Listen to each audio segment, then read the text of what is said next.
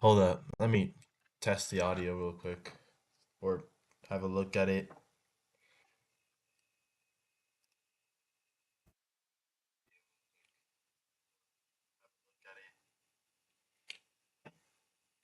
All right, I'm gonna just turn down my mic a little bit. Just turn down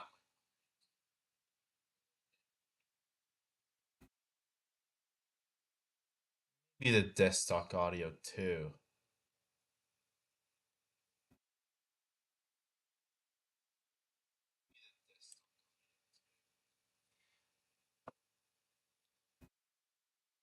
Well, let me just actually put this back up to minus like 5 dB. Let me just actually put this back up to minus like 5 dB.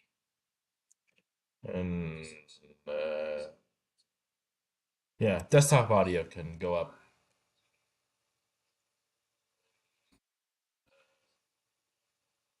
Yeah, desktop audio can go up. Yeah. But nonetheless, do let me know if the audio is a little too loud.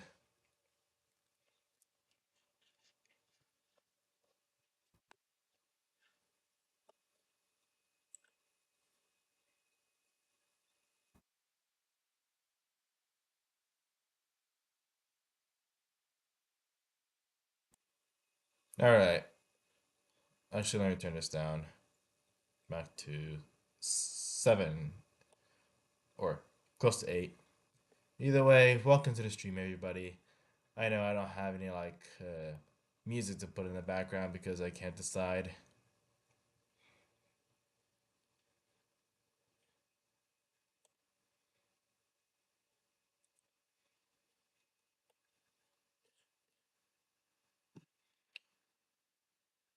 I suppose we can just get straight to the point and play some Zenless Zone Zero because, well, 1.7 came out.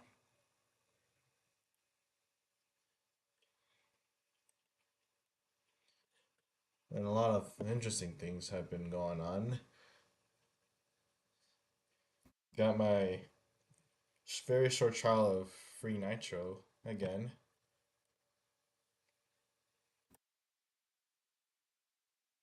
Which also means I get to have access to the old avatar decorations that have expired before. But okay, we'll just get straight to the point. And aside from that, the sun looks warm out. Or I'm not sure if looks makes more sense, but hey, the weather is improving ever since this month began. Let's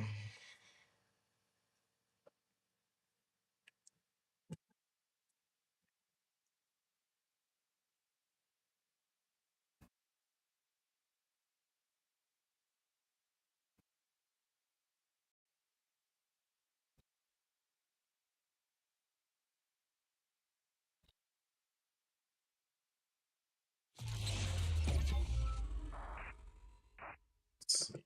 Volume's around 40-ish.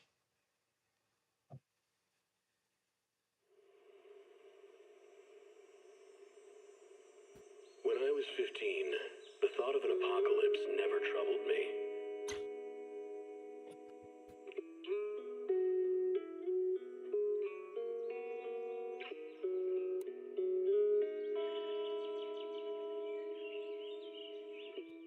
The only thing I couldn't give up, even in the face of the world's end, Modify some settings here. was the sunset on that beach.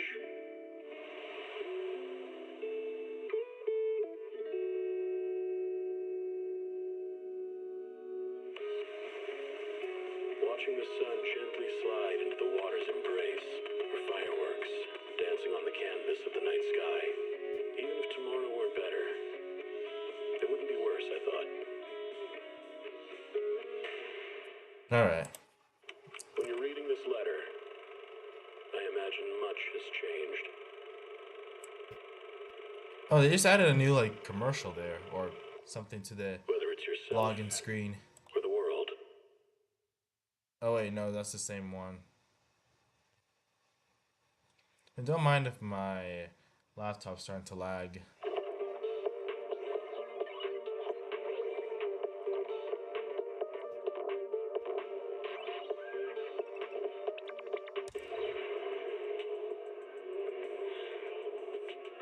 Energizing combo sets. Party.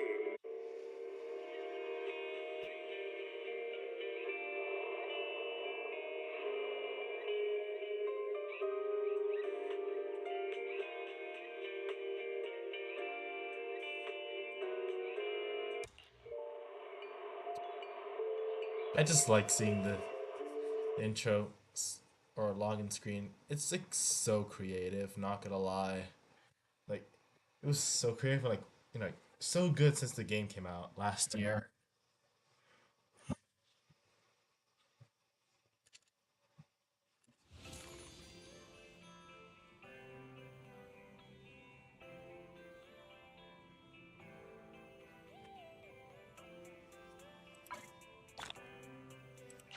And of course, we got Vivienne.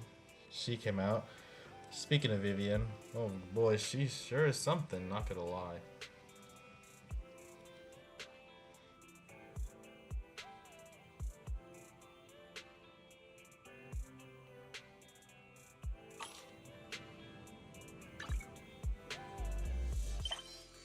What's been going on lately?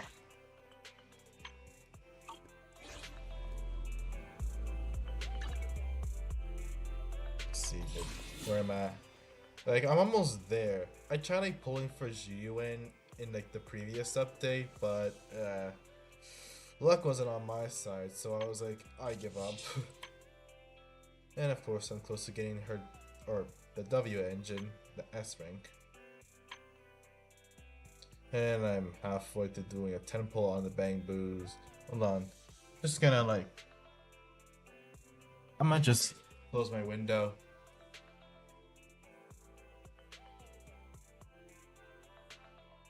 Okay.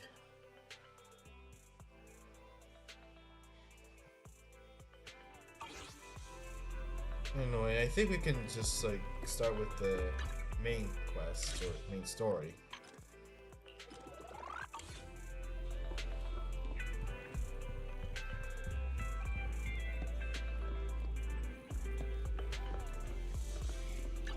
So like, what else am I? Awaiting further instructions. Alright, just in case something comes up here. I doubt it. Vivian sent a message. Seems they have made more progress on the sacrifice issue. And Belle's playing a video game. I wonder how Vivian's been doing. After Hugo passed, she's been busy managing Mockingbird. We haven't talked to her in quite a while. Nice, do you want to arrange a time to see Vivian? Yeah, that's gonna be up with her. Alright then, I'll arrange a time with Vivian. You just rest and await my news. It's on the sofa. Oh, okay.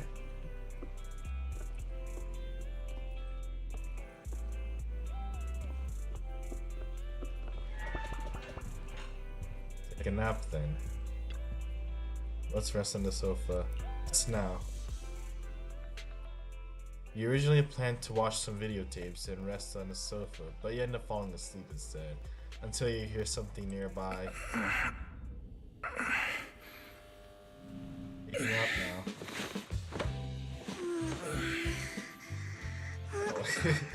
Whoa.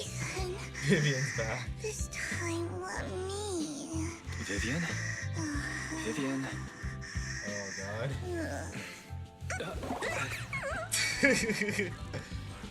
Oh my god, Terry. I didn't disturb your sleep, did I? That was a great way to start off the stream. Chapter 7, or Season 1 Epilogue, Bury of Tears with the Past B. When I got here, the other Lord Phaethon said you were resting on the couch and just let me in. I meant to keep you company while you slept, but then I dozed off myself. Ah. I was going to sit here looking super cute, hands cupping my face. You know, like the #1 sleepy face I want to wake up to pose. I can't believe I ended up falling asleep myself. Oh, damn. Okay. Sleepy face. Vivian, are you sure you're awake? That sounded like sleep talk. I'm sure sleeping in that position couldn't have been comfortable either. No, Lord Phaethon. I was just worried that I had disturbed your rest. Just being able to see you sleeping peacefully is already the highlight of my day. No, my entire month. Oh my Though god. it is a bit late, but... Good morning, Lord Phaethon. What's the right response here? I couldn't care less. It's just, oh my god, she's such a simp.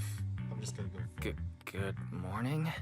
Why so formal all of a sudden? Sounds like you're about to make an announcement. Mockingbird's death has stirred up quite the storm. I took some time to gather intel. It seems someone deliberately leaked the story that Hugo is an illegitimate child of the Ravenlock family, but I haven't found the source yet. Ah. Could it be Hugo's uncle, Hartman? Maybe he's trying to turn people against Hugo and Mockingbird by playing the illegitimate child card. I suspected that too. He could be using Hugo's background to make people believe Mockingbird is just another Top's pawn. To the upper class, Mockingbird may be insignificant, but it has a loyal following among regular folks. But after some digging, I was surprised to find that the public isn't turning on Hugo. They're actually starting to see him in a better light. Some people feel bad for him, some relate to his struggles, and Hartman's the one getting all the heat. Public outcry against Hartman is growing, with many believing he murdered Hugo for his own selfish gain. Tops is hosting an industry summit this week, a responsibility usually handled by the Ravenlocks. But my sources tell me another family has taken over this year at the last minute. If I'm not mistaken, Tops is intentionally keeping its distance from the Ravenlock family due to the current public sentiment.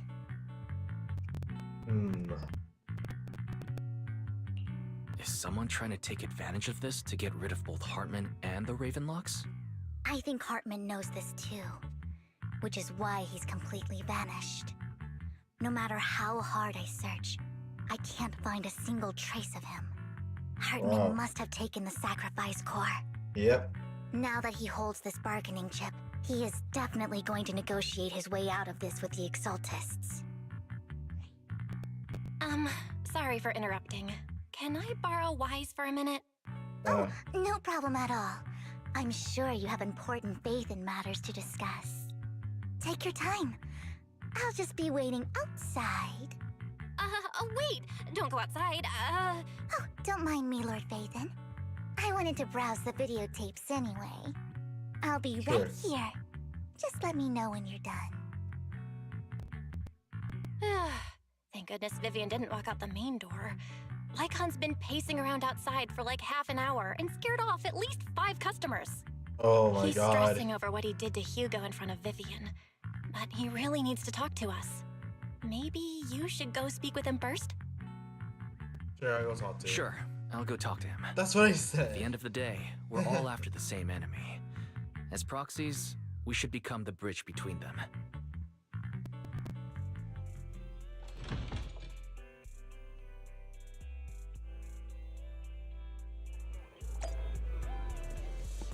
There he is. Hopefully he's got it easy. Good morning, Master Proxy. Morning to you too. Good morning. Belle just let me know you wanted to talk to us and Vivian about something? Yes, it's an urgent request from the mayor, one that directly affects New Eridu's safety. However, before we get into the details, as a former member of Mockingbird, I'm concerned about Miss Vivian. Hugo made many mistakes and betrayed the principles of Mockingbird, but I'm certain he didn't intend to put Miss Vivian or you in danger. I don't know Miss Vivian very well, and I was the one who took her companion's life. I might not be the right person to comfort her. but I hope she doesn't regret the choices she made, or lose faith in the path she chose. Vivian isn't upset. Vivian doesn't seem down at all. In fact, she's been actively gathering intel. I think she's handling this with even greater calm than I am. If you're feeling bad about what happened with Hugo, it might be a good idea to talk to Vivian directly. From what I've seen, she's not as fragile as you might think. That's reassuring to hear. I trust your judgment. You've always had a sharp eye for people. Yep. Would you mind coming in with me? I'd like to apologize to Miss Vivian in person. Sure, but just to be clear, I'm staying neutral and not picking sides. You both have your own stance on this. As a proxy, I'll do my best to help facilitate honest communication. I respect that. Thank you. You return to the video store with Lycon. Miss Vivian, I'm very sorry about Hugo. You don't have to explain anything. I'm also part of Mockingbird. Mockingbird stands on more than just gain, so it won't fall when fortunes shift.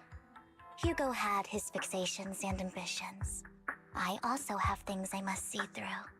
I'm determined to get to the bottom of the Exaltists and the sacrifices. Miss Vivian, as a former member of Mockingbird, you have my deepest respect.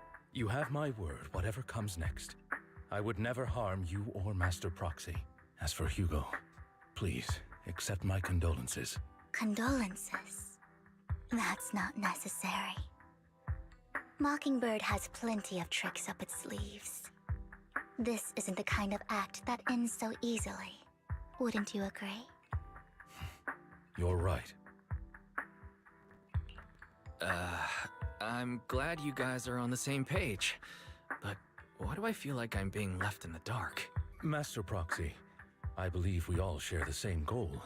Uncover the truth of the Exaltists and the sacrifices. The Mayor has tasked me with inviting you to take on this mission, and hopes we can work together moving forward. If the Mayor wants to work with us, I trust he will demonstrate his sincerity in kind. Mockingbird will not serve as a pawn for the powerful. That will never change. Of course. While the Mayor cannot handle this personally, he will make sure we have all the intel and support we need. Miss Vivian, I know you have your own intelligence network, but for some high-profile shady dealings, perhaps the Mayor can provide you a different perspective. Please, take your time to discuss.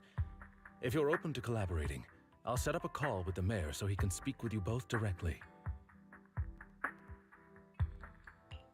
Belle, Vivian, and I need to think this through carefully with everything at stake. It's not a decision we can make lightly. Of course, I completely understand. When you've made up your minds, you can find me at the Ballet Twins.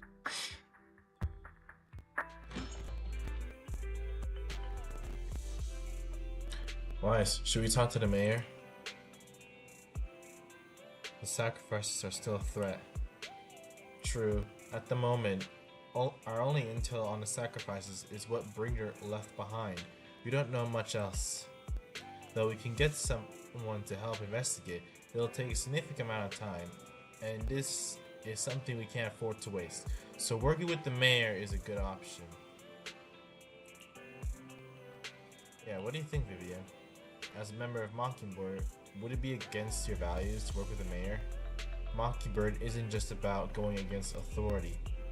Mockingbird hopes that all people can be given equal opportunities and treatment. I don't exactly trust the Mayor, but I believe he's someone we can work with, at the moment at least. Now let's go see Lycon. Very well.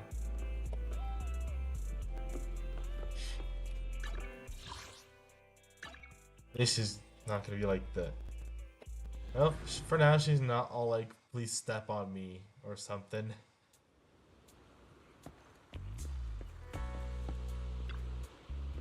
It seems you and Miss Via has made your decision. Let's talk to the Mayor. Of course, please rest assured, when the time comes, when it comes to sacrifices, the Mayor's interests align with yours.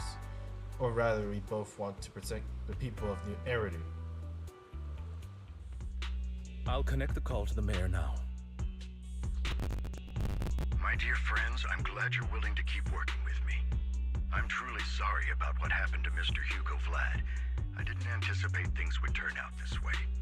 As mayor, I can't fully condone Mockingbird's actions, but personally, I had a lot of respect for Mr. Hugo Vlad. I looked further into Bringer's map. The sacrifices were created by an exaltist named Landon, who was active in Janus Quarter. Mr. Landon passed away in an accident a few years ago. Before he died, he was researching sacrifices and was said to have created a batch of serum that could turn living people into sacrifices. The problem was, the serum wasn't stable, and after his death, the recipe was lost. No one knows what happened to the exaltist in Janus Quarter back then. But it's clear that after the leader died, there haven't been major exaltist activities in the area. Bringer's map marks the locations where the exaltists' most successful attempts at creating sacrifices were. The leader of the exaltists in Janus Quarter died a few years back, and they haven't been active since. Could it be that Hartman was just acting on his own? Unfortunately, that's not the case. My sources confirmed that Hartman had been secretly in contact with someone, and they only meet inside the Hollow. Is it possible it's someone from TOPS? TOPS is a huge alliance of corporations. They wouldn't bother getting their hands dirty. Instead, they just sit back and reap the rewards. Everything Hartman is doing is to secure his place in TOPS and strengthen his power within the Ravenlock family. If my guess is correct, Hartman has gotten in touch with the remaining members of the exaltists that used to follow Landon, helping them create new sacrifices. But what's in it for TOPS? Now the audio's getting all There's stacked. no way the Staticky. exaltists would just hand over their secrets about sacrifices to Hartman, right? A sacrifice outbreak would throw the city into chaos. And that's when TOPS steps in, taking control of the situation on their terms. The public will see the mayor as incompetent, while TOPS comes off as the real protectors of the city. And when that happens, public trust will shift towards TOPS. And Mr. Mayor, you might find yourself in an unfavorable situation. Still sharp as ever, Miss Vivian. So, what exactly do we stand to gain from partnering with you? Please don't tell me you're doing this out of some noble concern for your citizens. I'm not some hero of justice, and I don't believe in lofty ideals or empty promises. Well We have a said. common enemy. While our ideologies may differ, we can work together on this. And as proof of good faith, I may not know exactly where Hartman is, but I can fan the flames over Mockingbird's death and escalate conflicts within the Ravenlock family. So it was you behind the rumors. No wonder I couldn't trace the source of the public outcry. I'm not the one who started the rumors. I just helped them spread faster after they leaked. And I pulled a few strings to make sure the story painted Mr. Hugo Vlad as a heroic figure who was unfairly persecuted. As I said before, I had a lot of respect for him, and I'd be happy to clear his name. Now let me lay out my terms for collaboration. After looking into it, I found that the dormant sacrifice you discovered wasn't the only one. There are more places where sacrifices might be lying dormant. Too many eyes are on me right now, so I can't send my own men to deal with it. I'd like to ask you to retrieve the sacrifices from those locations. I'll make sure to dispose of them once you do, so no one will be able to use them again. On top of that, I've asked a friend to help monitor your physical condition, and maybe even uncover more of your potential. Her research overlaps with your teacher's work. You don't need to worry about her capabilities. She's a Void Hunter rank special investigator. Really? A Void Hunter rank special investigator is going to be assisting us? And she's involved in our teacher's research? That's right. She's heading to Janus Quarter for some business. I wanted to set up a formal meeting, but she declined. She prefers to assess things on her own, and will reach out when the time is right. She'll let you know the details then. So it looks like you both are on board with this commission and ready to help recover the sacrifices? Okay. This affects a lot of ordinary people in New Eridu. We'll do our best. Yep. I know you won't let me down. Given our positions, we might not be friends, but We're definitely not enemies. I'll leave the rest to you then. I've got to go. Goodbye.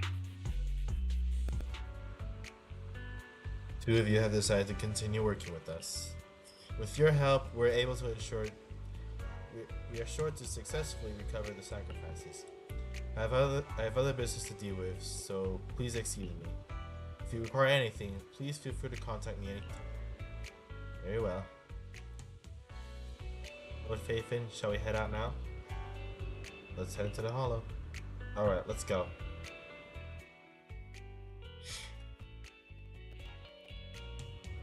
Good day, Lord Phaeton. Okay, we can play as.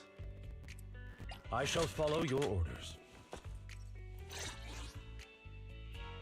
I would never turn I down had a Lord feeling Phaeton. something like that was gonna happen.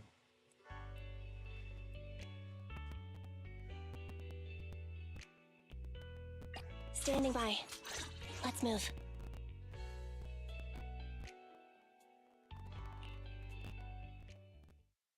I'll just use Ambi to stun enemies. Maybe I should have used Pulchra. Maybe. Or Coletta. Oh, speaking of Coletta, her voice got redone. Oh my, and I... yeah, it's more than bad. And of course, we couldn't forget about the side eye.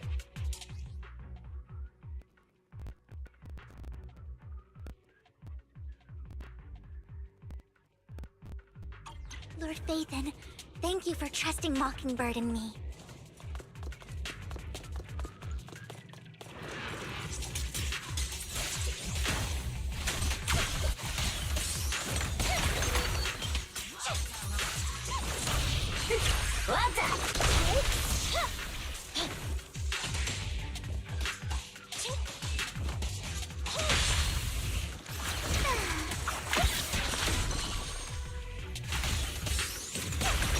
Okay. Like, I've played her demo before, and I gotta say, it's pretty cool. Has someone already taken the dormant sacrifice from here? Or did the Exaltus decide to relocate it? No. If these dormant sacrifices aren't handled carefully, they could awaken and turn against anyone nearby. She wouldn't risk moving them unless it was absolutely necessary. Did she realize the mayor was looking into this?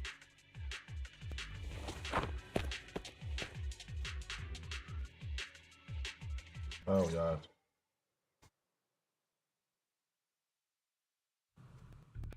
Did Hartman just make up this intel to get a shot working with us at Tops? I've been walking around forever and haven't found a thing. The Ravenlocks have always been a shady bunch. No surprise they've gone downhill over the years. I heard they were pretty loaded back in the day. What kind of business did they run? No clue. On the surface, their businesses seemed legit, but who knows what was happening behind the curtain. Probably something with the sacrifices. I mean, how else would he know about the dormant ones left around here for years? And he was so sure that even if those original sacrifices didn't work out, he had a backup plan. Backup plan? What could that be? Well, that's beyond me. I just happened to overhear something while I was next to Mr. Edmund one day. What's Topps planning to do with all these sacrifices, huh? For research? Do you think we'll ever have a normal life in the Hollows? Don't ask questions you shouldn't be asking. All right. There's nothing here anyway. Let's leave the Hollow and report back on what we found. And we'll make it just in time to clock out for the fieldwork shift. Let's get out of here first.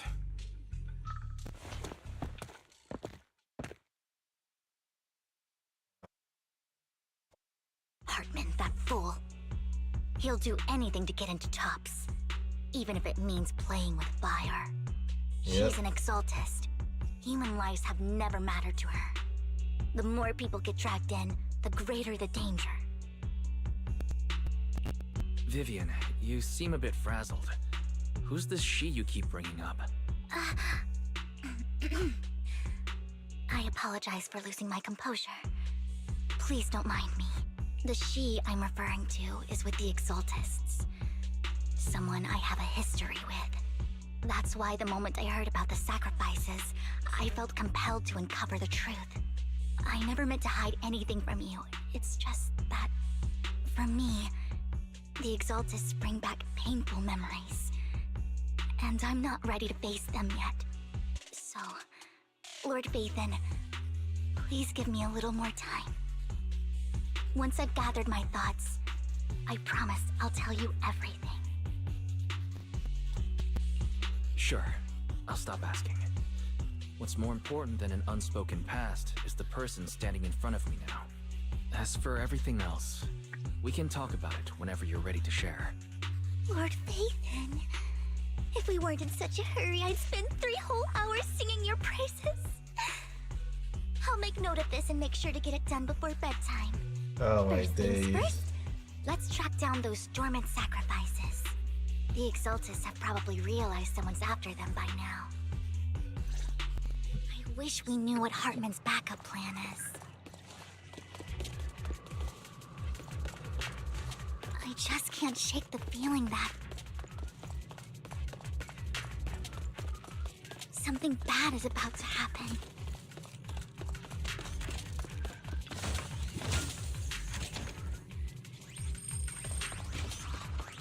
Don't touch me.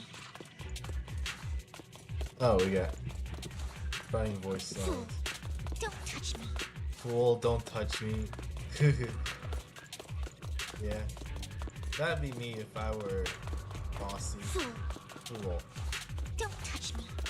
Don't touch me. Yeah, don't touch Vivian. And don't touch me.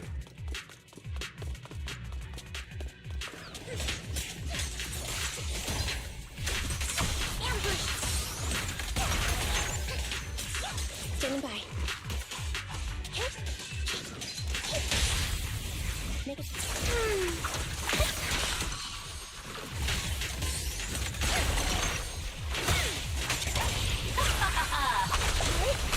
I like Robin's laugh. Oh, and we got Andy here. Who could it be, and how would they know the locations of these dormant sacrifices? Let's check the next location. I hope this doesn't become a nightmare for New Eridu. Hugo may have done terrible things, but he had his reasons. Yeah. Mockingbird might be seen as the bad guys by a lot of people, but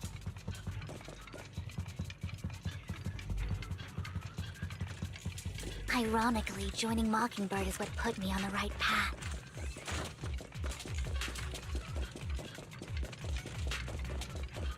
For the first time, I'm needed for more than just my curse. I think you mean gift.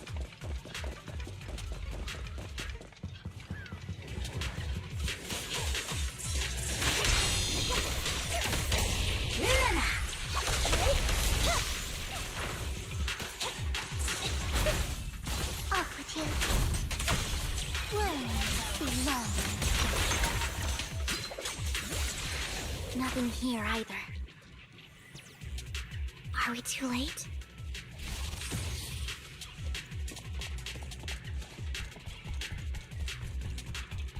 I mean, we're in the Valley Twins. There's someone up ahead. That's gotta be her. My turn. I knew it was you, Vivian. Camille, what are you doing here, sis? Are you destroying the dormant sacrifice? Vivian, don't call me sis. I'm not your sister. Are you trying to stop the Exaltists? I never left the Exaltists. You know what Landon did back then! Lord Landon did it for the Creator. His methods may have been extreme, but they were necessary. Back then, you walked away. You should do the same now. We didn't meet today. Take your friends and leave. What's wrong? Are you being forced into this? I can help you. Help me? Like how you helped her? Vivian, you're crying. You see me, don't you? No. No, You haven't changed a bit, Vivian. No need to hide your tears. I know exactly what's ahead for me. You've made your choice, and I've made mine. One last piece of advice. Stay out of this. She loathes you. I won't tell her we met today. Don't show yourself around us again. Camille!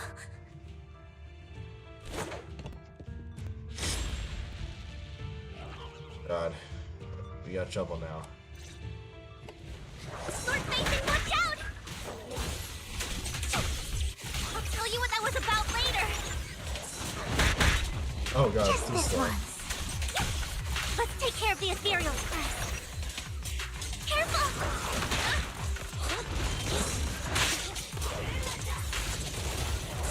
Standing by.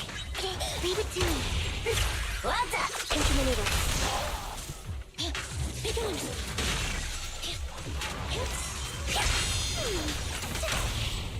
Confirmed. Neutralize.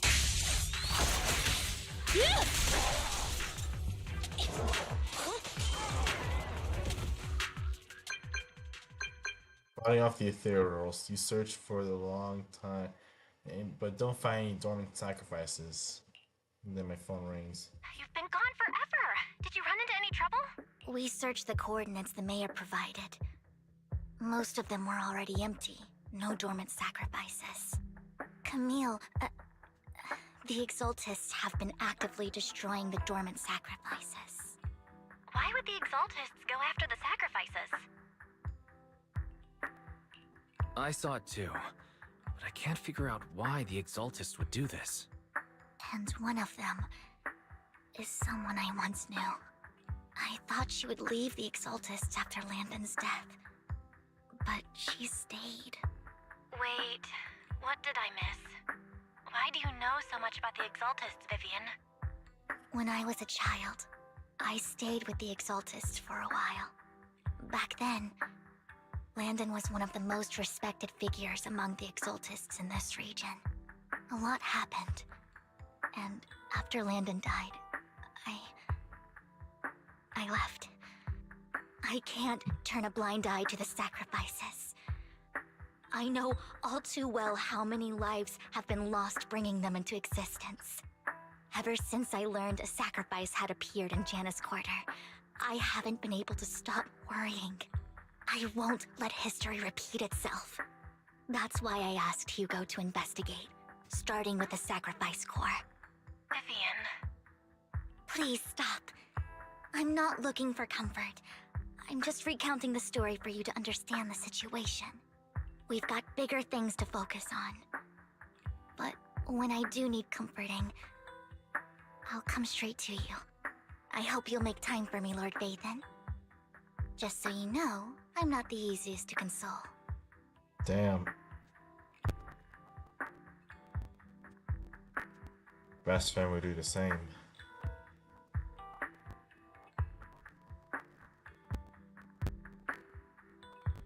What am I thinking? I'm just gonna Absolutely. proceed. If you're feeling down, we'll be here for you. Okay. Back to the matter at hand. That conversation between those two TOPS employees back in the Hollow is still bothering me. They said Hartman had a backup plan, and that got me thinking about some news that was quietly swept under the rug. Lately, there have been mining accidents in Ravenlock-controlled areas. Many workers have died. The families were paid off with huge settlements, way more than usual. No protests, no controversy, and the issue was buried. But considering the Ravenlock's financial position, why would they be so generous with payouts? Sounds sketchy. That sounds sketchy. Do you think those accidents were faked? Precisely. I don't think those workers died in mining accidents. I'm planning to reach out to some old friends, see if they've heard anything about this. Do you have time, Lord Vathan? My contacts are just near 6th Street. Care to join me? Let's go together. Sure. Let's go together.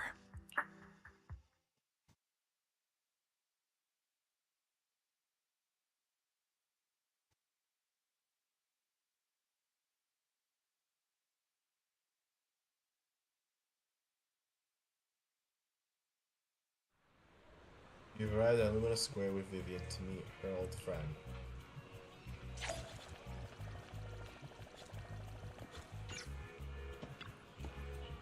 Well, Faithin, let's head out as soon as you're ready.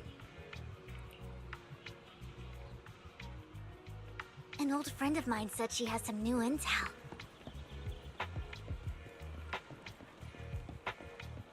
She's like a mentor to me. I learned a lot about data scraping on the internet thanks to her.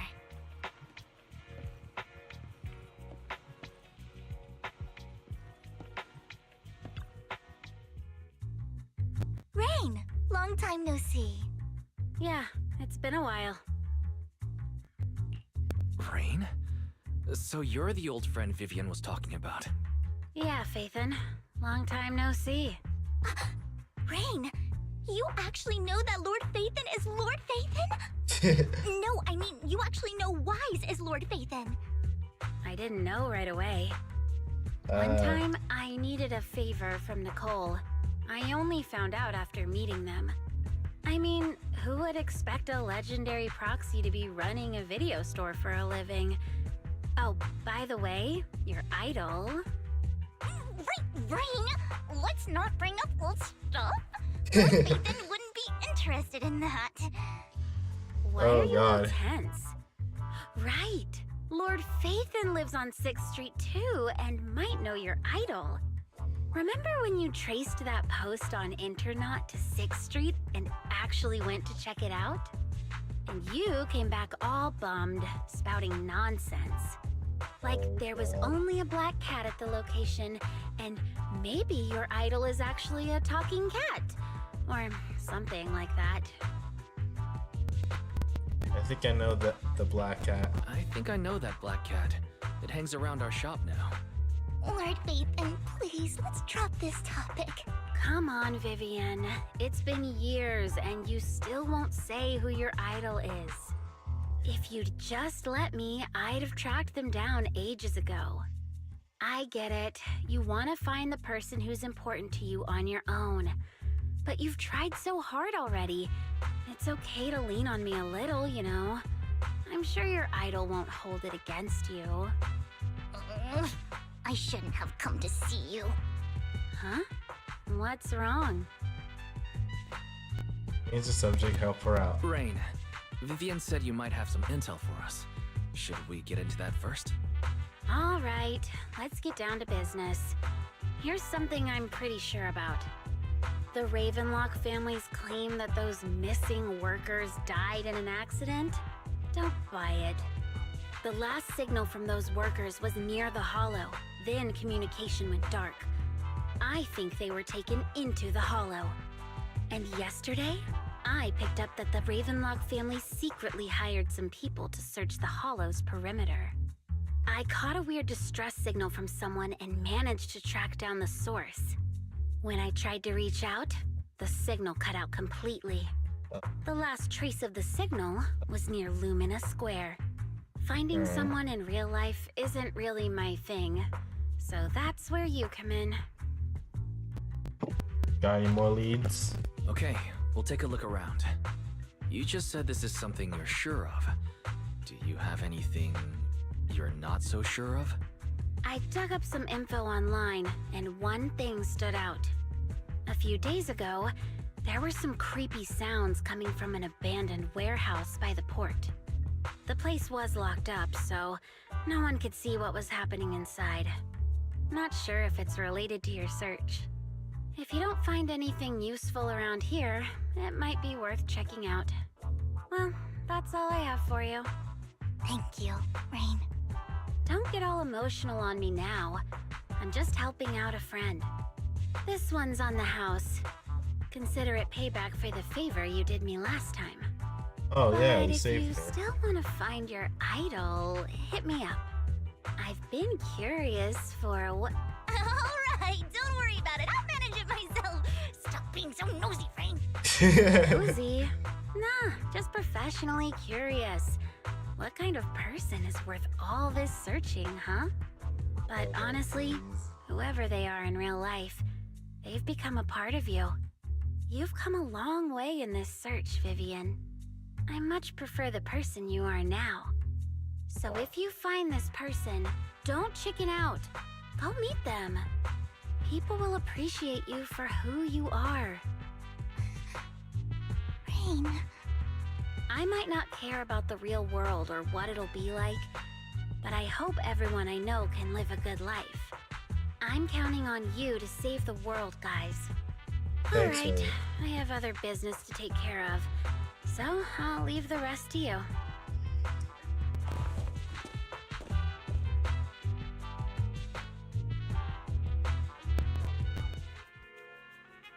Lord Phaethon, please pay no mind to what Rain said. Sure. That big guy's up ahead. Let's hurry.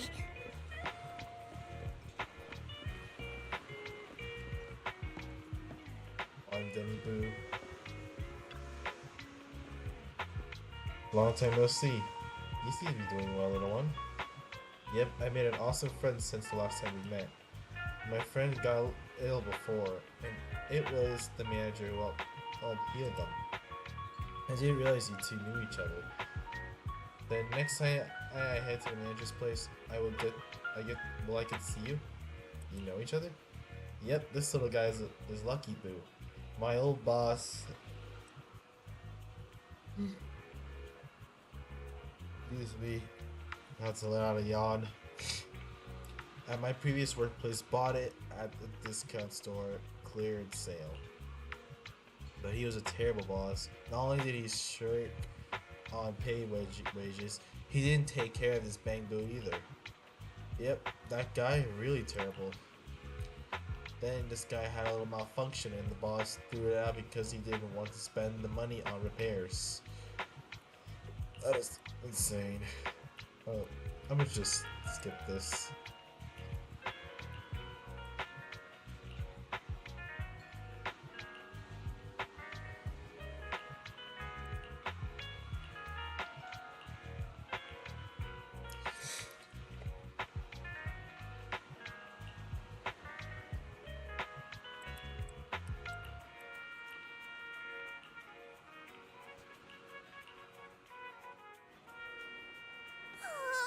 One Denny Boo is just too cute, right? Yep. I didn't know you helped it too. I Oh, knew Lord yeah. Phaethon was the best in the whole world. Wow. Oh, is this guy alright?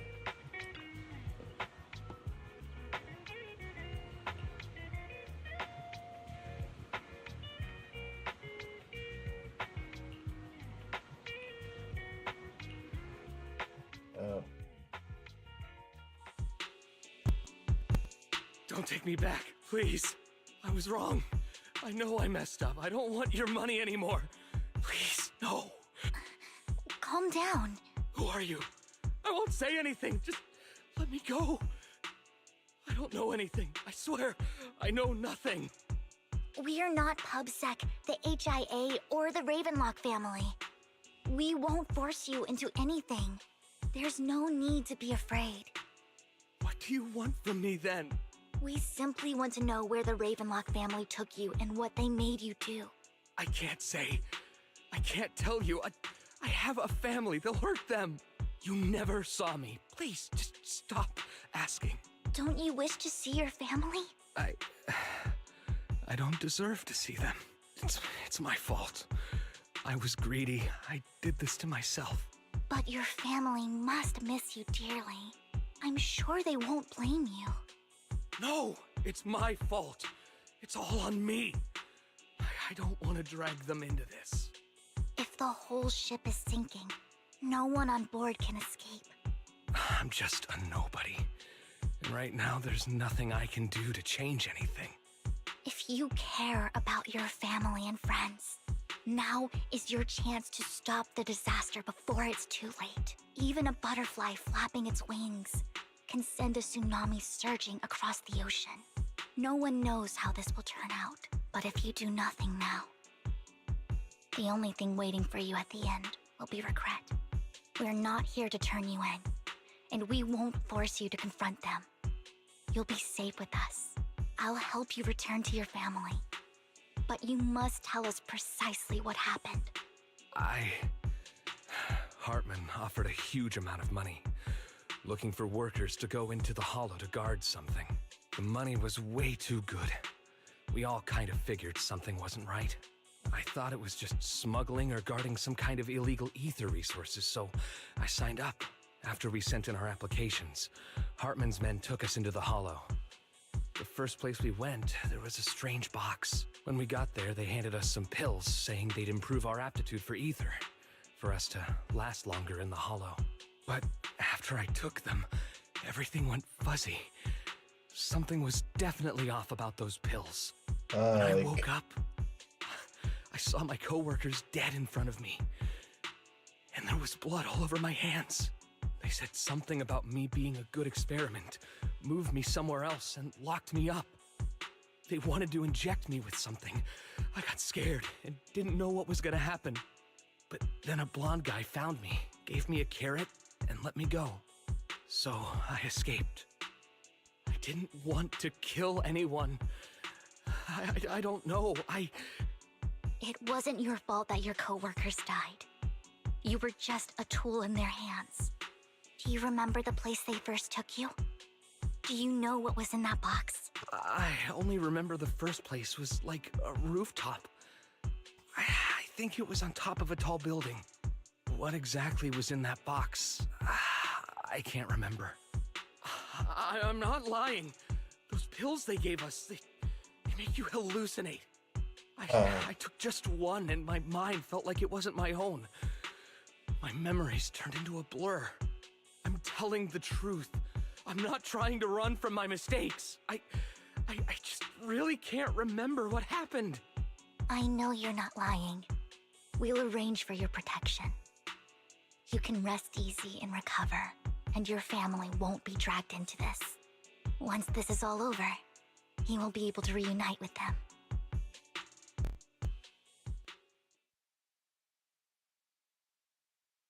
All right. Wow. That is something. Sometimes I wonder if you've had some kind of special training, Vivian. No matter who you're up against, you seem to analyze the pros and cons and make a judgment in no time. Actually, I wasn't always like this. I used to run away when things got tough. There was even a point where I just wanted to disappear. As if my very existence was the source of suffering. I wondered. Perhaps leaving it all behind could put an end to the pain. That's kind of hard to imagine. It's hard to picture that. My first impression of you was pretty, assertive. Well, I was on a mission at the auction when we first met. And just as Rain said, I've come a long way from who I used to be. Speaking of Rain, it's quite a coincidence that you two know each other and are actually close. You even know one Denny Boo. That surprised me. We might have crossed paths without even realizing it. Enough about me. Tell me more about you, Lord Phaethon. Where have you been? And what have you experienced? Let's start with the Red Fang gang. Looking back, it feels like I've been through a lot lately. Belle and I even lost our Phaethon account. It's a long story, starting with how the Cunning Hares took something from the Red Fang gang. As you walk along the river by Luminous Square with Vivian, you start sharing your stories. Although she wasn't a part of them. After a long chat, it's time for a meal. It should be around this area.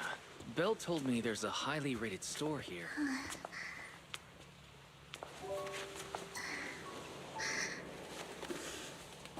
Lord Phaethon! What's wrong? I've seen that black cat on 6th Street. That harmonica in the outer ring you mentioned. I've heard it before, too. I've even been to the monument outside Hollow Zero. But none of that was a coincidence. It was me.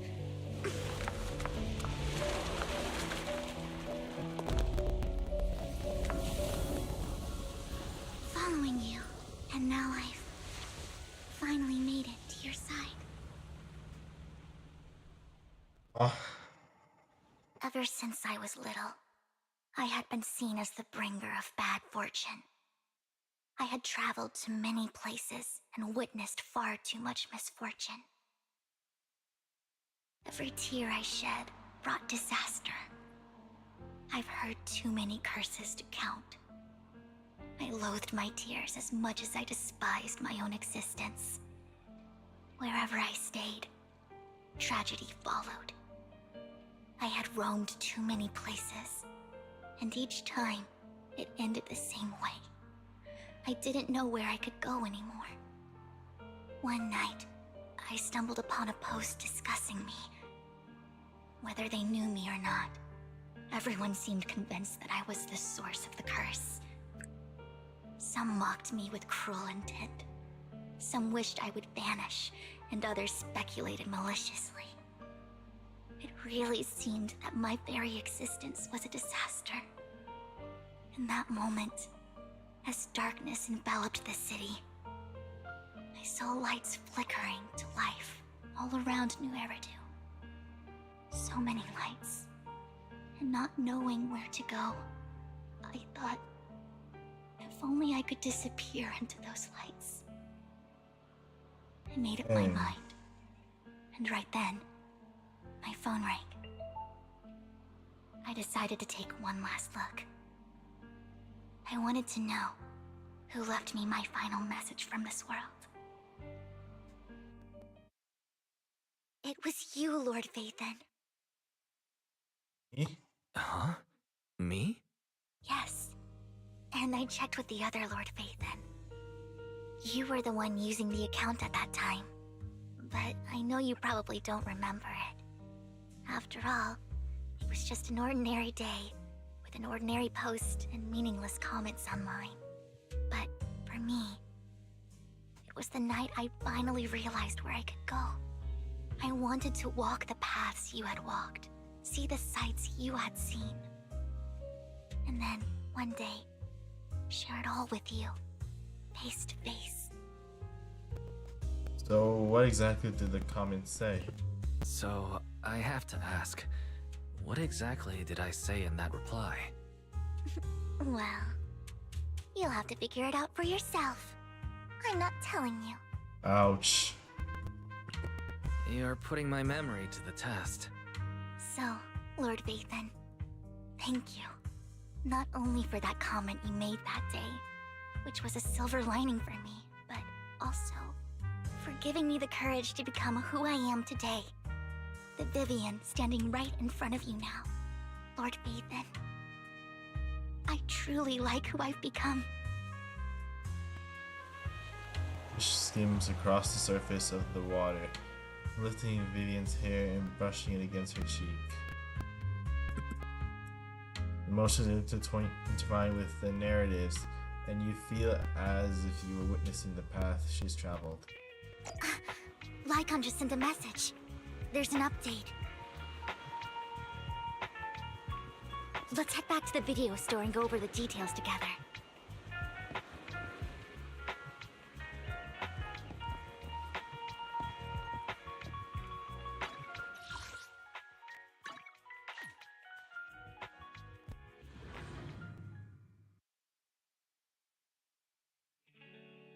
Wise, you're back. Looks like Yep. Lycon's tied up with something. He said I should just chill until you're back, and then we can talk online. I'll call him Alright. now. Sweet.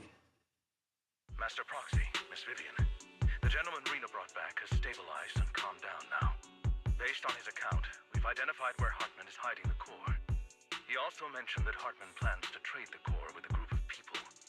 We suspect that this group consists of members from the Exaltists. I knew it. Now that we have the location, it would be splendid if we could seize the sacrifice core before they do. Precisely. We hope you can head to the location as soon as possible to secure the sacrifice core.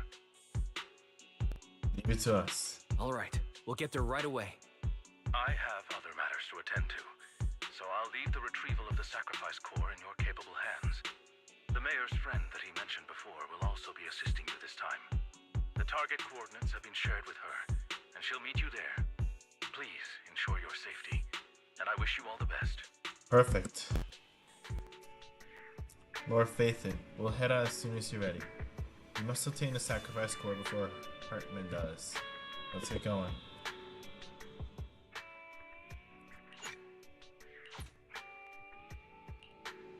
I would never turn down Lord Phaethon. Icon is occupied this time. My loyalty lies with the winner. No problem. Let's go have some fun.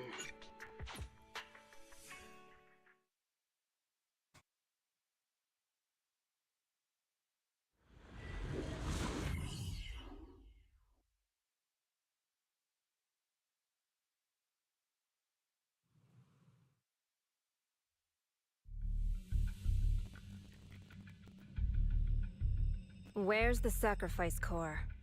Camille, you really think I'd stroll around with something this important? Plus, even though the Ravenlocks and the Exaltus have been working together for ages, I've hardly even met Lady Dina. I'm the one offering the sacrifice core here. I'm curious what Lady Dina's got lined up for me in return? I'm just here to verify that the core you mentioned is real. Once that's sorted, Lady Dina will give you a proper response. Our partnership isn't just talk. We need to be sure you have what we need before moving forward. Sure thing. I'll take you to where I keep the core. Once you verify it's legit, have Lady Dina come over. We'll lay everything on the table face to face. All right, lead the way. It seems Hartman is trying to bargain for more. What a greedy and insatiable man. It's just that... why would they only send Camille for something as important as the sacrifice core? And I can't shake the feeling that Camille doesn't want Hartman and Dina to meet. Why is that? So this Dina they were talking about, is she the leader of the Exaltists? Kind of. Lord Phaethon, I really think we should hurry. We must get to where Hartman keeps the core before anyone else does. I've mapped out a shorter route, but there will be ethereals along the way. I'll leave the fighting to you, Vivian. Don't worry, Lord Phaethon. You're in capable hands. I'll ensure your safety.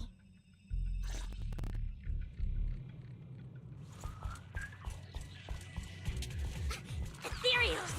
Stay away from Lord Phaethon!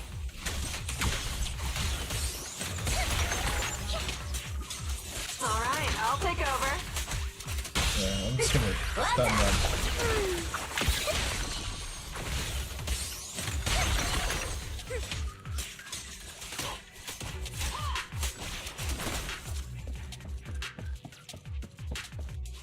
Looks like Hartman's trying to negotiate for more leverage.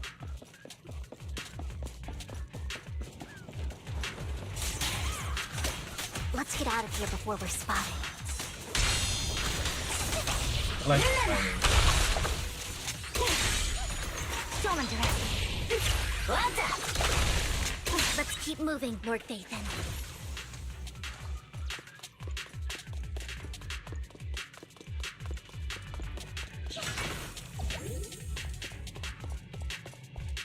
Don't touch me.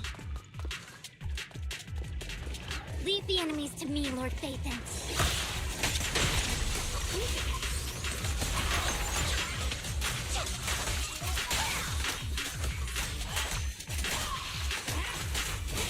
Okay, I stunned them. Oh, for Lord Phaethon! Yeah, I love the area damage.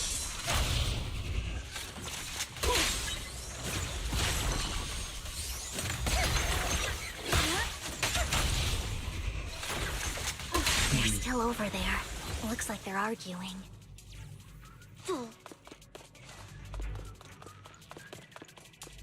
This is our chance. Let's hurry.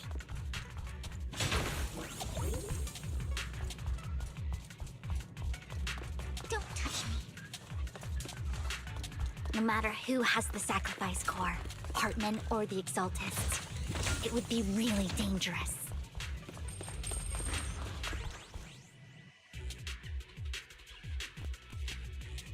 Hand over what's in the box.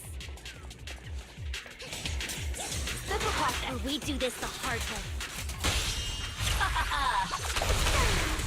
sure talk big, little girl. Let's see if you can get past me first.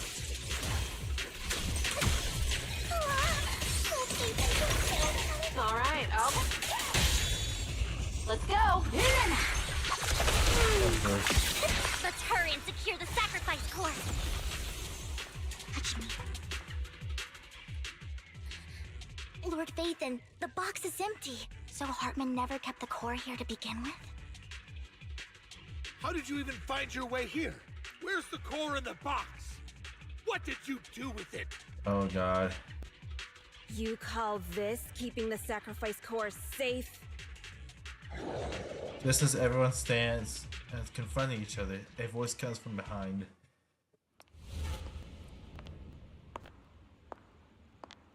Oh boy. Vivian, it's been ages. Dina! Oh my, you actually remember me. So sweet. Look at you, thriving. I thought you'd totally forgotten about our past. So, tell me, do you ever dream about the people you've killed? Are they crying in your head all night? Back then, I had no idea. You had no idea? While you were soaking up all that love from your daddy and everyone else, you had no idea what was going on? Oh boy. I wasn't... Lady Dina, Miss Vivian didn't actually... Camille, when did I say you could meet up with Hartman today? I just wanted to make sure the sacrifice core is legit. I was worried Hartman might try to pull a fast one on us. Really? So loyal. I thought you'd be more like the old days. Just a few words from Vivian, and you'd be plotting my demise. Just like what you did with Father. I won't, Lady Dina. Don't even think about betraying me, Camille. You owe me for what went down back then. However, I do understand your worries. This core, it's fake. No way! I got this straight from Hugo. It can't be fake. How can you just claim it's fake without any proof? Ugh, seriously?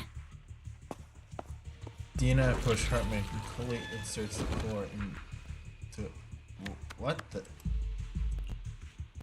The sacrifice core can max out the ether particles within human bodies in no time at all. But look at your little subordinate. How uncouth. He's making noises like some animal. Can you shut him up? So annoying. The masterpiece Father made for the Creator isn't this worthless piece of junk you're holding. So, the real core. Vivian, where do you think the sacrifice core is really at? I don't know. If I knew where the real core was, I'd destroy it without a second thought. Dina, you understand what the sacrifices are. And you know those who were blessed should not have to endure such horrors. Oh, they shouldn't have suffered those horrors. Weren't you the one who decided if they'd be blessed or not? If it weren't for your tears, how would they have encountered such misfortune? How self-righteous, Vivian. Their fates were in your hands. It was you who brought disaster on them. Landon just needed an excuse. He needed someone to blame. Whether I shed tears or not, he'd treat living beings as mere subjects for his sacrifice experiments. Dina, you know all of this. Landon even went so far as to sacrifice you. Shut up, shut up, shut up! Father did it for his great cause. Vivian, why do you always mess everything up for me? Everything! You did it before, and now again! You just had to ruin my plan. I was so close to fulfilling Father's last wish. If you don't give me the sacrifice core, be prepared to become food for the ethereals. I told you I don't have the sacrifice core. Otherwise, I would have destroyed it already. Lord Phaethon, find the right moment to retreat. She can be quite unpredictable when her temper flares. Oh, really? You don't have it? Then I suppose there isn't a reason to keep you alive. Hard way it is.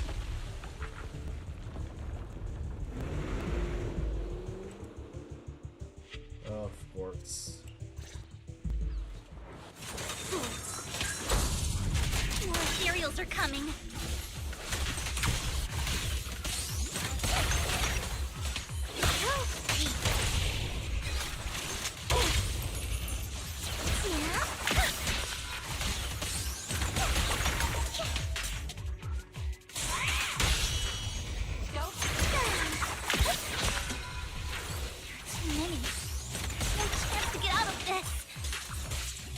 They giving you trouble?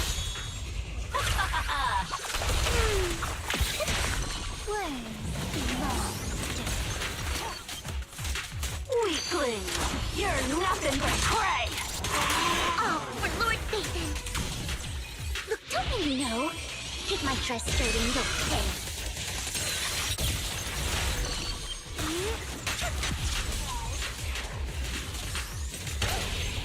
Let's play a little.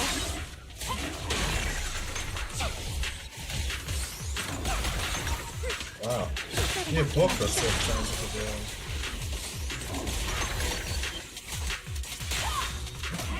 Stay away from Lord Phaethon! Oh god. There are so many.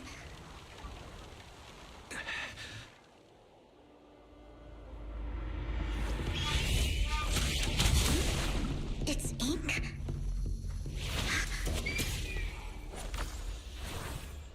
Shun Palace, good fortune, closed gate, safety. What? An evil miasma gathers here. Another place of conflict.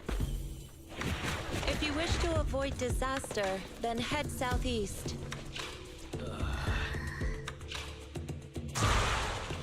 Now! Thank you. Oh, okay.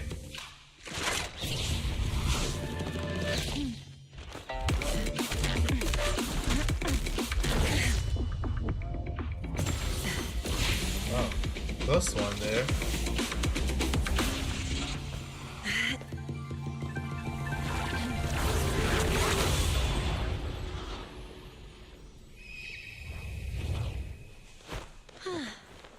Finally, peace and quiet.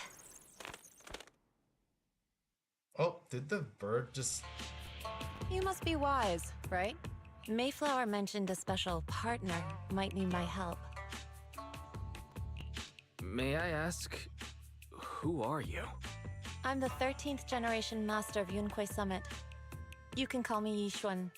Mayflower passed along your info, and I was curious what kind of person you are, so I came to see. At first, I thought it might be a hassle, but your energy feels really calming. Quite nice, actually. Investigator? So, you're the investigator the mayor mentioned. Yes. He also asked me to be your temporary teacher and offer you a bit of guidance. Oh. Guidance? Guidance? What does that mean exactly? Unfortunately, this isn't the right time or place to talk. I have some investigation work to catch up on, and it seems you've got quite a lot on your hands, so let's part ways for now. I'll find a good time to visit you soon. No worries. I'm so sorry, Lord Phaethon. I'm just not feeling very well. I think I'll head back for now. I'll investigate the sacrifice core and reach out once I find something. You don't look so great. Let's get out of here and figure things out later.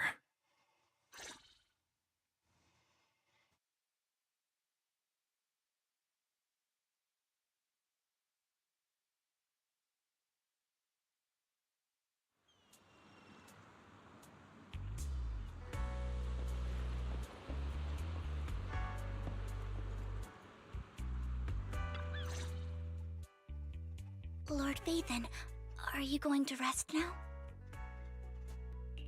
I can head back later, Vivian. You seem a bit off since we left the Hollow. If you want to talk, I'm here to listen. If you want to talk about what's bothering you, I'm here. Sometimes it helps to get it out. I didn't mean to keep my past from you, Lord Phaethon. When I was little, people thought I brought misfortune, so no matter where I went, no one wanted me around for long. Then, one day, Landon adopted me and brought me to the Exaltists. There, I met Dina, who was so kind to me. treating me like a dear sister. She told me her father, Landon, was a great man who'd one day make everyone stop fearing the Hollows, so all life could live freely inside and outside of them. Tina helped Landon pick people for the blessing, and everyone in the Exaltists respected her greatly. Those who received the blessing would have a better ether aptitude, allowing them to enter the Hollow freely without fear of sudden disaster. Back then, Dina would chat with me every day, always about the Exaltists and her father. But things between us shifted when Landon asked me to step in for Dina. Landon told me I didn't only bring misfortune, and that if I listened to him, I could actually help people. After that, he'd take me to meet people, and if I shed tears, he'd give them a blessing medicine. Those who got the blessing could dodge calamities. At first, I was ecstatic, thinking I could help others. I shared my joy with Dina, but that was when she started to pull away from me. What was the blessing medicine the sacrifice serum? Was that blessing medicine the same sacrifice serum Bringer had? Yes. To be precise, it was an early version of the sacrifice serum. Landon's medicine wasn't stable. The medicine Landon developed could boost abilities quickly, but also sped up the development of ether corruption. In the end, most people turned into ethereals, and a few became sacrifices, losing all human consciousness. The ethereals were killed while the sacrifices were given to the higher-ups of the Exaltists. The Exaltists wanted the sacrifices to hold human consciousness, so Landon's medicine was seen as a failure, and he gradually lost influence within the Exaltists. One day, I saw Dina, and tears streamed down my face. In a bid to save his reputation, Landon decided to let his own daughter receive the blessing. I had always thought that getting the blessing was a good thing, until I saw terror in Dina's eyes that day. That evening, I broke Landon's rules for the first time, and followed him out of the Exaltist's residence. I trailed him to the Hollow, where I witnessed someone who had been blessed becoming corrupted. In the end, that person became an ethereal. Then, without hesitation, Landon killed him. Before Landon returned, I went back to the residence and snuck into his study. And there, I uncovered the truths I just told you. And just a few days later, it was time for Dina to be blessed. I wanted to save her and stop anyone else from getting deceived.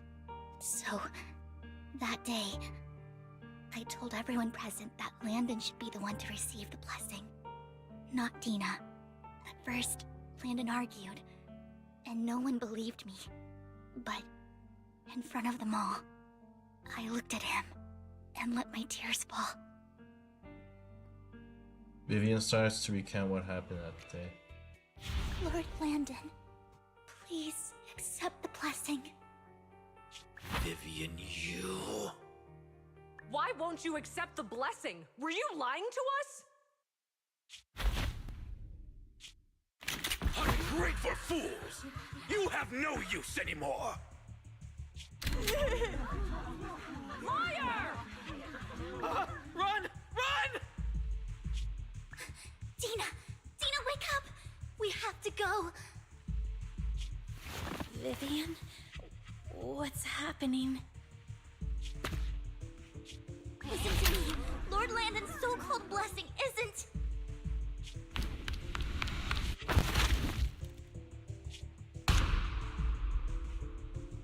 Father!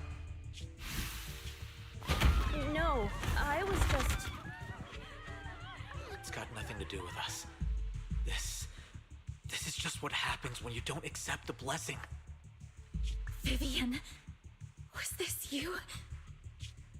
Tina, I just didn't want you to accept the blessing. Everyone who does ends up... I just don't want to lose my father. You knew? If you knew what he's done, you... He's my father. He's all I have. Stop being self-righteous, Vivian. You only ever bring misfortune. Her voice trembles as she shared her past stories. I thought once Landon was gone, Dina would leave the Exaltists. I never expected her to continue his research, or that Camille would stay.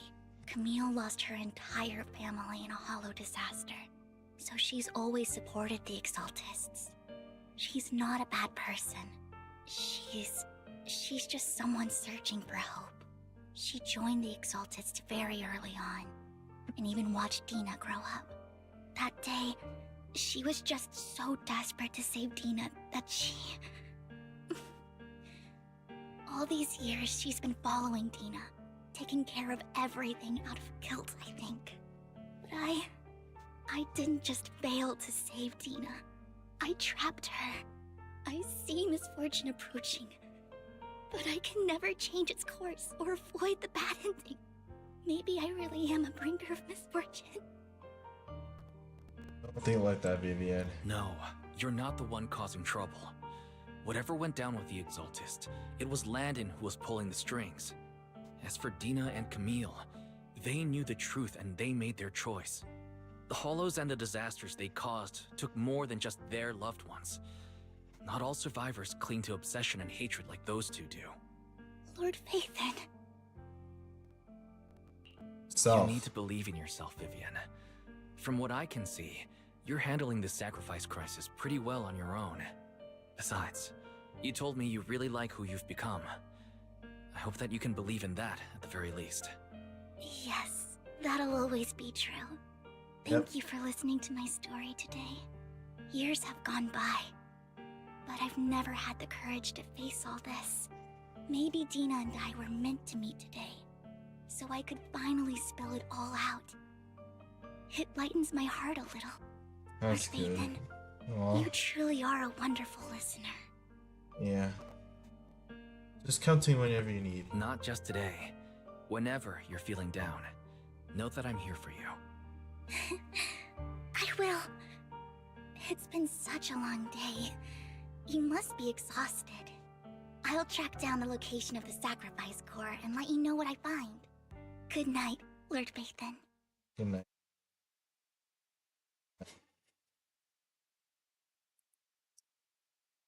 When you wake up, it's almost noon. Alright, Vivian was in the store just now, but you weren't here. Did she need something? It was about the sacrifice core. The first time the sacrifice core appeared was at the auction, so she decided to try and find the security footage from that after that day. It's possible more happened afterwards, and we're simply unaware of it. If we can get the footage, we may gain new clues. Wise, if you have time, let's head to Luna Galleria to meet up with Vivian. Quests of Chapter 7, or the epilogue of Season 1. Earlier, Vivian exchanged information with the acquaintance in the auction house lounge. Shaw, I didn't expect you to be working here. I haven't seen her in a while. I was just covering someone's shift. The screening here is super strict, and I was afraid the supervisor would realize I was new and subbing for someone, so I hid in the control room during the supervisor's inspection. So I happened to bump into this guy, a blonde man wearing a hat, and I think he was checking some footage. Then he logged that footage into the tape he brought. Later, I found that part of the footage had been wiped. Blonde, wearing a hat. Could it be Hugo? Do you know him? I think it's him. If it were Hugo... I think I know where he would hide the tape. Thank you, Shaw. You were a big help. Great! You also helped me a lot when I started working. I used to make mistakes all the time. If it weren't for you cleaning up my messes, I would have been fired ages ago. So I'm happy I could help you too. All right, go ahead and do what you need to do. We'll catch up another time. Goodbye to Sanji. Vivian leaves the lounge. Or Phaethon, you're here. Someone I used to work part-time with just so happens to be covering a shift at the auction. I've learned from her that Hugo once took some footage away with him. I think Hugo was planning something, so he hid the security footage. But once I know when Hugo came here, I should be able to guess where he put the videotape. How? We are Mockingbird, after all. It shouldn't be surprising we have subtle ways of communicating information, should it? Once on a mission, we could use communicators. So Hugo trained a few birds and put trackers on so we could communicate. But after that mission ended, we let them roam free. But I just checked their trackers, and one of those birds flew near the auction venue on the day Hugo took the footage. It still flies around on here from time to time. The tracker only gives a broad area, but I believe this might be something Hugo left for us to find. If I'm not mistaken, the videotape is sitting wherever the bird is. I can be sure which bird Hugo used this time. See a bird, you can send me a picture of it. I should be able to recognize it. Find a black bird.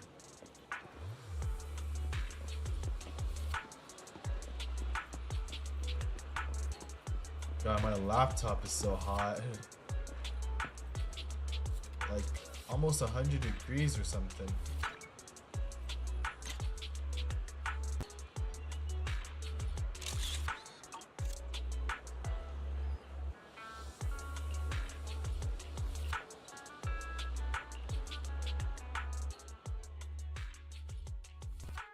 I doubt it's that one.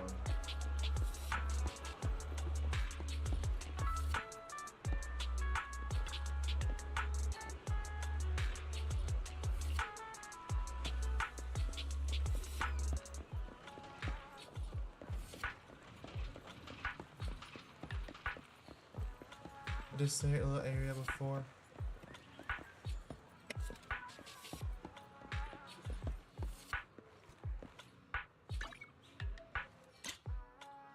I probably just don't remember.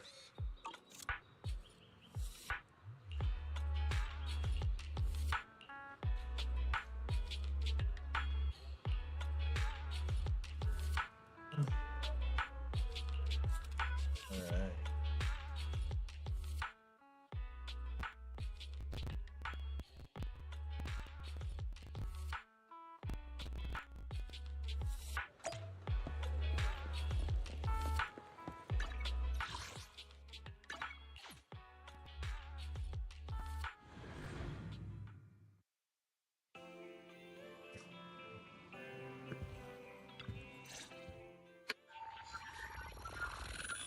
Barry repairs the videotape, and when you watch the recording, context leave you shocked. It's a conversation between Hugo and Camille. If I'm not mistaken, you and Vivian share the same goal. Silence is no good for negotiation. I just don't want Dina to reach a point of no return. Hasn't she already reached that point with what she's doing? The formula for the Landon serum was lost, but a batch survived, and Dina was able to develop a substance that can be used for mind control.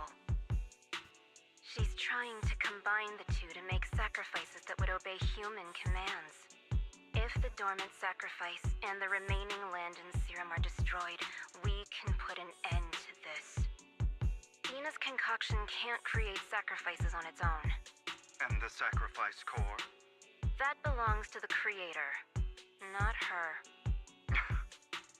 Although I find Landon's methods despicable, I can't deny that the Exaltists and the creator are leading us in the right direction. I just don't want Dina to spend her life trapped by her father's mistakes. I mean, no offense, but I find your protectiveness rather weird. I will confirm the location of the dormant sacrifice and find the chance to relay the information to you. I do not want any of my people to be going into danger. As for the sacrifice core, I can only guarantee that it will not fall into her hands. As for how things will ultimately play out, The creator will guide me. abruptly comes to an end. Well, we got something, I suppose. Camille was actually destroying the dormant sacrifice? Why has Hugo never mentioned this before? Compared to Camille's motives, I'm more concerned about whether Hugo has more plans lined up. Hugo... he... Wise, Lycon just sent a message saying he's got something urgent that he needs to talk to us about now. Alright, let's patch him in. Master Proxy, I apologize for disturbing you. We have just learned that the Ravenlock family will host a banquet tonight. This banquet is rather special, as they're allowing members of their family to invite business partners to attend. With Hartman at the center of controversy, there are many members of the family who are eager to use this opportunity to replace him. The mayor has been spreading rumors of a young tycoon who inherited a sizable fortune and is looking to partner with a person from an old and influential family. This information has lured a young man named Burton from the Ravenlock family. So, you want me to pose as this tycoon and use Burton to infiltrate the banquet? Correct. And Hartman's study is also located within the venue. I see. Hartman's study might hold valuable information. Hey. It seems like there's nothing left for me to do. You can attend as her +1. +1? Lord Phaethon, please go with me! Master Proxy, it seems Miss Vivian requires your presence, so... Yes, just your presence will help me immensely! Go together. Sure. If we go together, we'll be able to keep an eye out for each other. I'll accompany Vivian. I'll send you the time and place for the meeting with Burton. If you encounter any danger, please evacuate immediately or contact me for backup. I hope everything goes well for you tonight. Thanks, Lycon. That was something. We can get in contact with Burton. He said he'll come to 6th Street to later to escort us to the banquet. Is there anything I need to look out for? Don't worry, Lord Phaethon. Just leave the socializing to me. I won't let any evildoers get closer to you. But since there's still so much time before we have to go, should we watch an instructional videotape on formal dinner etiquette together? I've learned everything from videotapes when I first went undercover at a banquet for mission 2.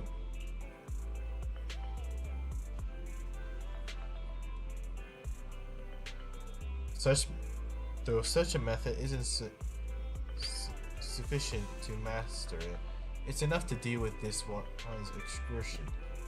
Then let's watch. Yep, I'll go over the key details for you as we watch the tape. Lord Phaethon, Burton has sent to his location. Are you ready to join me for the banquet? I'm ready.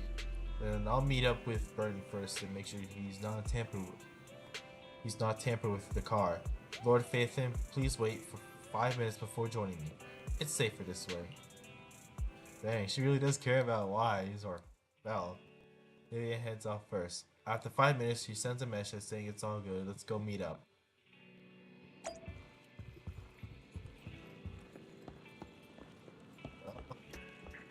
That sure is something. I'm just gonna...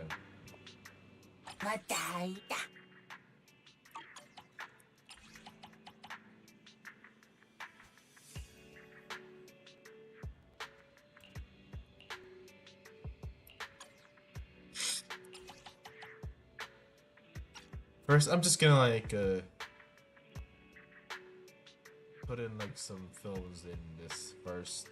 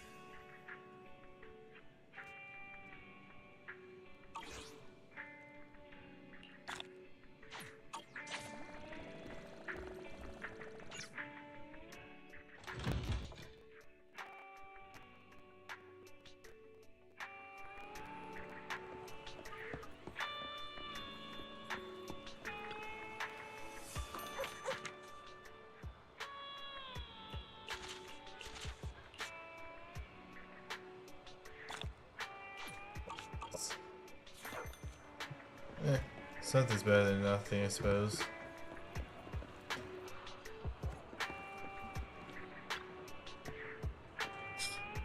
Miss Banshee, this is... Huh? Is something the matter? I want to notice, this person doesn't look like your bodyguard. The Ravenlocks can protect me, you know? If that's true, why would I bring a bodyguard? This is my companion for the evening.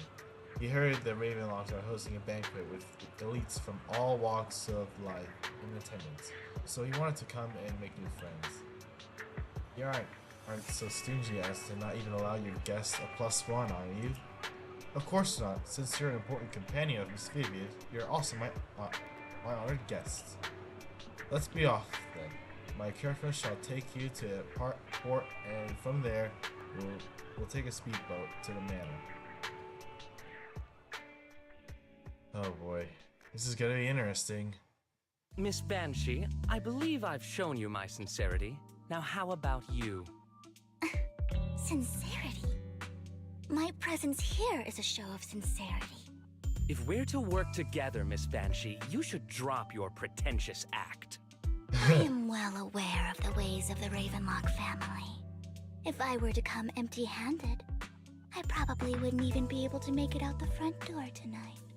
Since I agreed to come with you, and even brought along my most precious companion, does that not show my deepest sincerity? No need for such an off-color joke. Our door is always open for those coming or going. We both know what's what, so let's cut the small talk. I know far more about how the Ravenlock family made their fortune than most here. I am also well aware of why Hartman, despite such a massive scandal, still remains in power. Oh? Do tell. Exaltists, blessing, sacrifice, Landon. Where would you like me to start? How did you know that? No, who are you? Don't be so tense. If I'm not mistaken, it's about time the banquet began. My companion and I are practically famished. Is this how you treat your guests? By letting them starve? Perhaps when we've had our fill, we'll remember where the sacrifice is hidden. You know where the sacrifice is? So, can we go get something to eat now? And I'm also looking forward to receiving a special dessert from you. What? We can discuss what you wish to know while we enjoy dessert. Of course. I wouldn't let such an important guest discuss matters on an empty stomach. As for dessert, I will prepare it myself, and I guarantee it will satisfy you. I'll come find you later. I wish you a pleasant evening. Hurley leaves, and Vivian seems to breathe a sigh of relief. These kinds of people are exhausting to deal with. I really don't know how Hugo used to put up with it. What do you mean by dessert? Was there a special meaning to the dessert you mentioned just now? I thought he'd stay for longer, but he left once you said that. Hugo taught me that bringing up dessert in such situations is a way of telling the other party they need to offer more. Fortunately, that old fox Hartman is terrified of losing power. He's definitely keeping the destruction of the sacrifice and the fact that the sacrifice core is fake hidden from the other family members. Otherwise, Burden wouldn't have been so willing to raise his offer. Lord Phaethon, let's find Hartman's study when the banquet is at its busiest. Let's stick to the plan. All right. I've already taken note of the surrounding terrain. Once more people arrive, we'll enter the garden through the door in the corner of the banquet hall. Wherever you go, I'll follow, Lord Phaethon. And there she goes again, simping for Lord Phaethon.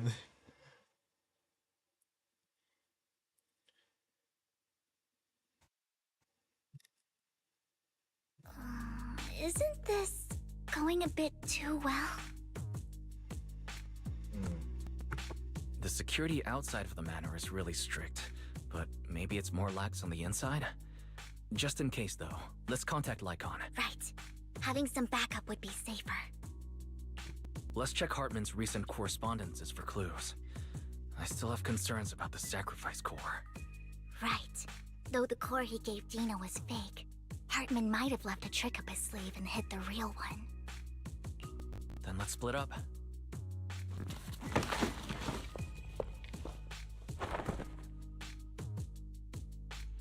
Esteemed guests, is the catering at the Ravenlock family banquet not to your satisfaction?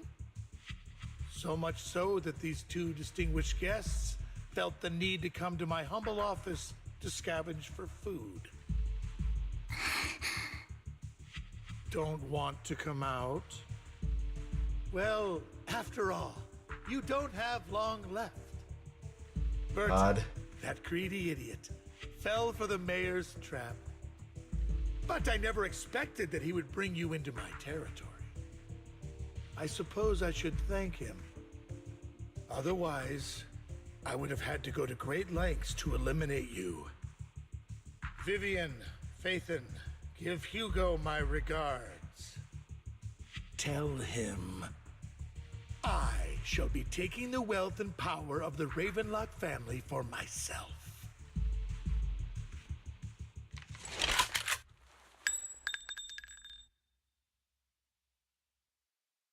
God. Yet there is no gunshot. The bullet? How? Dear Uncle. Hugo's finally, he's Ones okay. be He's so alive. Oh my distant god. with one another. You can just tell me what you want to say directly. He's actually alive. Hugo! Impossible! You're... Uncle, you must know a Ravenlock will never stop until they get what they want. Did you really think I would be defeated so soon? When I have yet to trample you into the dirt. You filthy bastard! You only know how to resort to these petty tricks! Petty tricks? He reminds me of Adventure from Honkai Star Rail. Perhaps you'd like to know what I managed to accomplish using this faked death of mine. My dear uncle.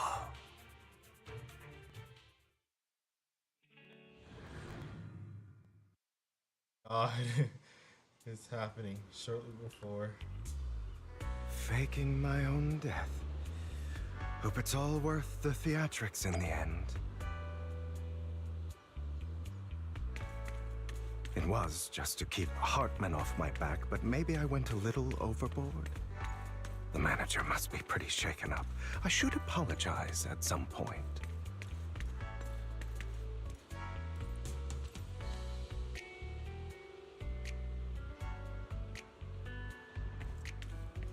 Change her name or something.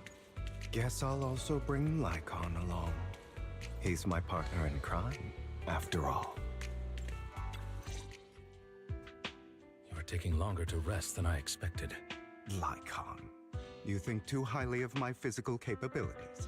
Well, thank you for your cooperation. I must say, if nothing else, at least your acting skills have improved. Why do you look so angry? You should be happy. We pulled that off together with flawless teamwork and managed to fool everyone. Drop your foolish facade. I'm glad you still remember the code we set all those years ago. And thank you for ensuring your sleight of hand didn't deteriorate. Oh, right. I should also thank the blood bag hidden in my clothes and our other props. Do you remember when we last used this trick? It was probably ages ago. Sometimes I really don't understand you. Have you never thought about what the consequences would be if I didn't understand your code? If I decided against helping you, or if I just couldn't control my strength properly? You'd understand it. Of course, if things really did go awry, I had alternative plans. You wouldn't be so arrogant as to think I'd bet everything on you, would you? You're insane. No, I'm flattered. So what exactly is the purpose behind all this? Surely, after going to such great lengths to erase your own existence, you don't just plan to hide here and reminisce about the past with me. Don't try to brush this off. I've already helped you enact your plan. Tell me the truth. Don't get your tail in a twist. I have more plans that require your assistance, so naturally I would not hide anything from you. Simply put, as things stand, whether as Hugo Vlad or as Mockingbird, I am doomed to die. Seems you've made quite a few enemies. As a member of the Ravenlock family, I negotiated with Edmund and managed to obtain resources from Tops for my future plans. I also confirmed what attitude they held toward your master, the Mayflower family. Meanwhile, I used my identity in Mockingbird to strike a deal with Hartman and gather information on their collaboration with the remnants of the Exaltists. That's where I got my intel on what Bringer left. Oh, by the way, the crime declaration letter that your dear mayor received, that was also sent by yours truly. He's probably figured that out by now, right? Though I'm not sure if he told you. The mayor learned about the sacrifice attacks through his own means, but lacked an opportunity to take action. That warning letter was precisely what he needed. You aren't hopeless yet. How delightful. In short, I'm more well-informed than your lot because I get around, dealing with all these different important figures. But of course, it comes at a cost. It's only fair. After all, you can't hide the smoke from a wildfire. Rather than trying to carefully tame it and risk setting yourself alight, it's better to let it burn free. When I helped you put on your little act, killing you in front of everyone, you left the sacrifice core to Hartman. That was intentional too, then? Oh, yes. And it worked like a charm, didn't it? Now no one cares for me anymore, and all eyes are on Hartman. A perfect situation for keeping the Ravenlock family in check while dealing a cutting blow to the Exaltists behind them. Well, he's got something. Crucial point is Vivian and Phaethon. I must sever any ties they have with me or Mockingbird. Although I feel bad for Phaethon about what happened, but it had to be done. That's the only way they would be safe, allowing the plan to continue. I noticed that you never turned your blade toward Master Proxy. So, those words you said back then were also... I will bloody my hands. I will carry the weight of my sins. I will become the Abyss. Obviously, it was all an act. My acting has always been impeccable, as you know. Hugo, you're taking such a tremendous risk. Why? Would you believe me if I said it's for justice? But unfortunately, it's not. I want revenge on the Ravenlock family. And I will make sure that despicable excuse for a human being, Hartman, suffers a slow, torturous end. Of course, I also promised Vivian that I would help her investigate the whole thing with the Exaltists. That's all. You don't look too good. Is it your wounds? No. This is the first problem I plan to resolve. Lycon, do you have a place that is sufficiently discreet, quiet, and can take a lot of damage? Lycon have let's move into a small warehouse in Fort Alice. I'm just not gonna. Yeah. What exactly are you doing? Don't look at me like that. If I didn't have to do this, I wouldn't. Hartman recently obtained a bizarre substance, most likely from those crazy Exaltists. After use, it allows control of the victim's mind. To some extent. You were dosed with it? To be more precise, Lycon, I deliberately allowed Hartman to put this drug in my cup to facilitate our previous collaboration. After finding out about it, I quickly found someone to help analyze its composition. The good news is he gave me a very low dosage, perhaps because he was afraid I might notice. There's a different medication that can delay its onset, preventing me from actually being under his control.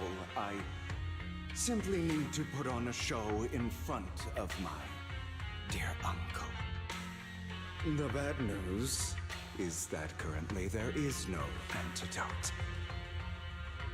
When I delay those effects, however, they will accumulate and erupt when my body reaches its limit. It may even break my mind. And that's exactly what's happening now. I need to endure those accumulated consequences. So, I will lock myself in this room for however long that takes. I've tied my limbs to prevent me from smashing this place or accidentally hurting myself. Anyway, after you leave, do not open this door, no matter what you hear. I recommend seeking professional medical assistance.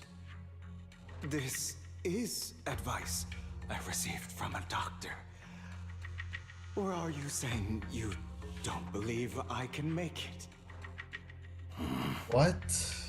So, Icon, come find me here at the scheduled time. All you need to do is smile and await my victory. What if I want to stop you? You know you won't succeed. You never have. And you never will. Well, time is short. Let's begin. I understand. Don't die, you stupid bastard. Damn.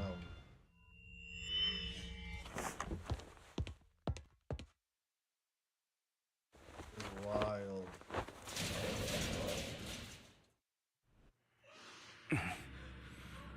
Is this because the side effects haven't worn off yet? Lycon's late. I'm surprised. Or is something wrong with time itself? Looks like someone's over there. Might as well go ask.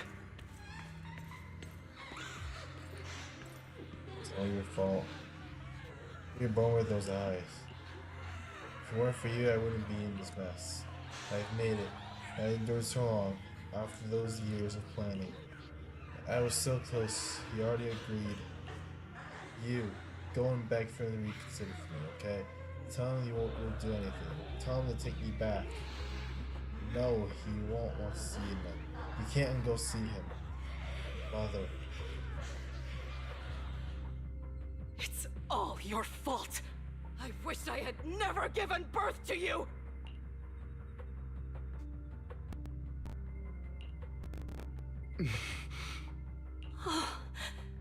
Everything will get better if you just die, right?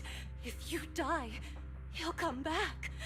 We'll have another, more perfect child. One who will inherit the Ravenlock family bloodline. Then I'll be able to escape this pain. Oh, God. So, Hugo, for the sake of Mommy's happiness, just die, okay? Child.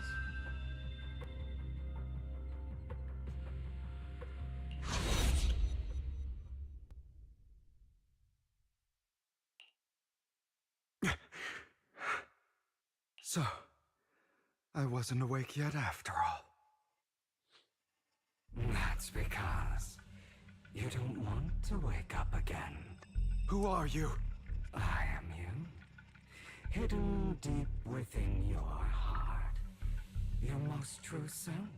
You want to kill her, don't you? your so-called mother. Every time she beat you without reason, when she tried to gouge out your eyes, when she sold you into that hell, laughing all the while. You wanted to be the one to end her life. Why not admit your hatred? As you are, you can hunt her down and make her pay for the living hell of a childhood she made you suffer. Yes, I hate her. I hate her because she was foolish and shallow, greedy and stupid. I hate her because she doesn't deserve to be a mother. She did everything she could to try and get into the Ravenlock family, believing she could live a life of luxury without having to do anything and never realizing she was a pawn, discarded from the very beginning. So she chose to blame me. Blame me for my heterochromia. Blame me for my very existence. But I won't kill her, because I know it won't change anything. She was incapable of loving me, just as she is incapable of loving herself. Have you been brainwashed by that dog? Keeping up the act of being some magnanimous and forgiving fool? Don't compare us. I've simply come to understand love or hate. I make my own choices, and they have nothing to do with anyone else. She sold you to the Ravenlock family for a huge sum of money. She used that money to start a new life without you. While she was indulging herself, you were going through hell in the Ravenlock Manor. Does it not torment you? Do you not feel the hatred? Do you not want to demand answers? Kill her. Only by killing her can you be truly free. For a long time, I thought the same way. But now, well, I want to make a different choice. Stop lying to yourself. You never had a choice. This weak-minded thinking will only lead you to failure. Oh, Like God. before, you'll be nothing but a worm, trampled into the dirt by those so-called elites. Do you still not get it? This is how the world is, and always has been. Hesitate and you'll be the victim. If you don't grab your knife first, you'll end up being on the other end of the blade. If you want to change anything, you must first become the one who makes the rules. Just like that woman. The only reason she could treat us that way was because we were weak. So listen to me. Find that woman, kill her, and prove to this world your strength. It's what she deserves. Why forgive them? They don't deserve it. I'm not forgiving them. Or rather, I don't care about them. They don't even matter, at least not yet. You know, perhaps the person I hate the most, the one I truly cannot forgive, has never been someone else, but rather my weak, powerless past self who could do nothing but hide inside a closet and cry. I hate myself for having neither the strength nor the courage to resist. I hate myself for begging for so-called familial love, even after being treated so terribly. I hate that despite the pain of my wounds, I still hope to receive the carrot and not the stick. And that means you, correct? So, I forgive you. I forgive myself. You'll regret this, fool. Your pretty words mean nothing. You will ultimately return here to me. Dang.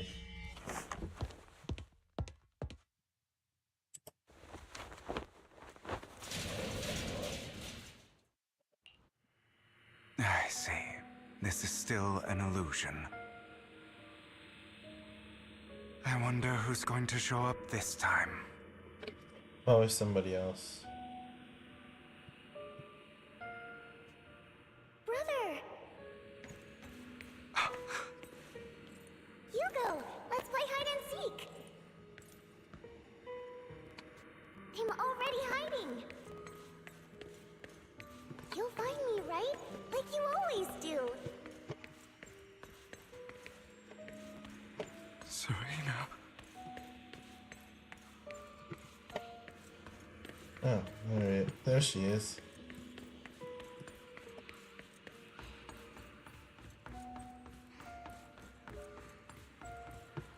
You're looking in the wrong place. I found an even better hiding spot this time.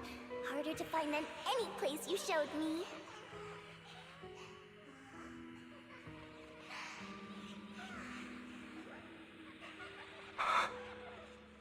Oh, Hugo, his do you biological ever sister. wonder why I had to die? It was because of me. That's right. It was because of you. It's all your fault. If only you didn't exist, I wouldn't have had to suffer.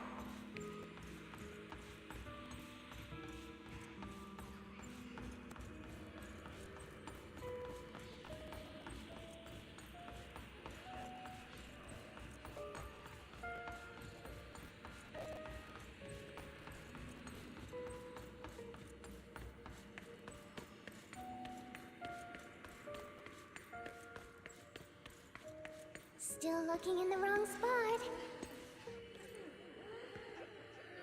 I can't believe you still haven't found me after all this time.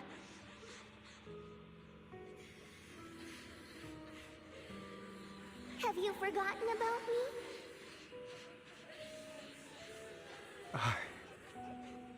I haven't forgotten.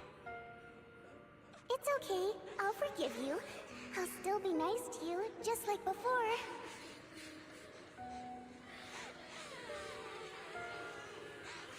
I was the only one who was ever nice to you, wasn't I? Yes. Then tell me, why do good people always suffer? Somehow wonder that stuff Why too. is kindness always punished instead? Tell me, Hugo, why?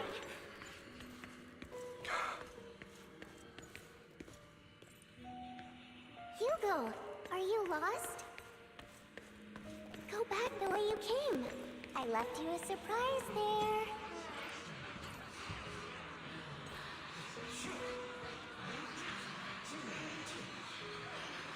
Absurd. As expected of a disgusting bastard. Lady Serena was so nice to him, yet how does he still have the nerve to stay in this house? They shouldn't have let him in front of the start. Filthy, lowly blood.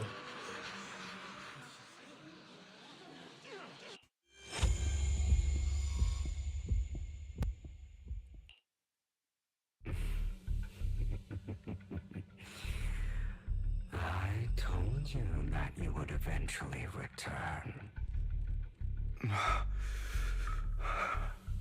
We meet again, my friend. I told you, I am you. The side of you that you've always tried to deny existed. Of course. I know.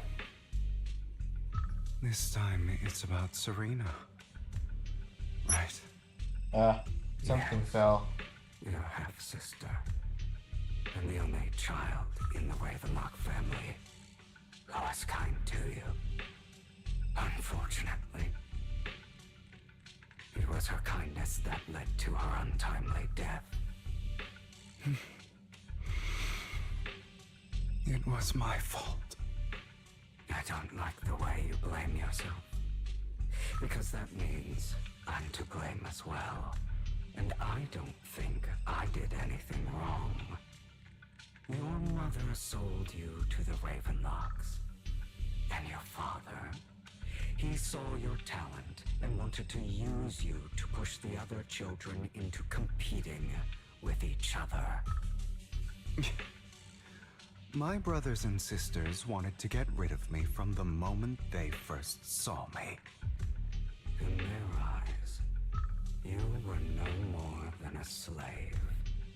But Serena dared to treat you, a slave, as if you were human. And so, she was fated to die. They tried to kill me many times, but I was careful, and they did not succeed.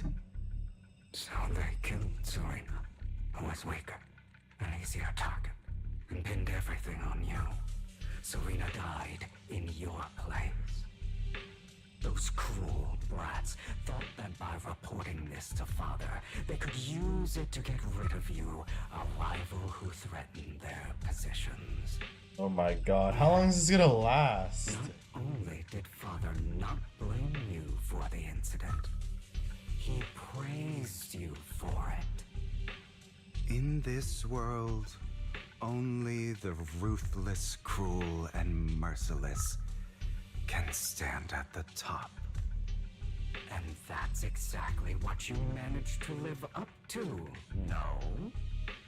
You found a perfect opportunity thereafter to catch the ringleader of the group who framed you and almost beat him to death.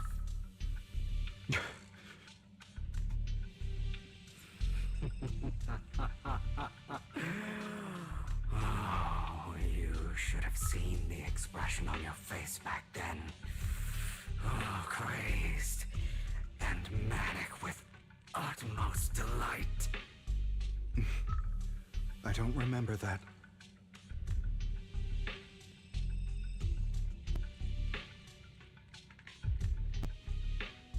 Here you go again, trying to deny your desires.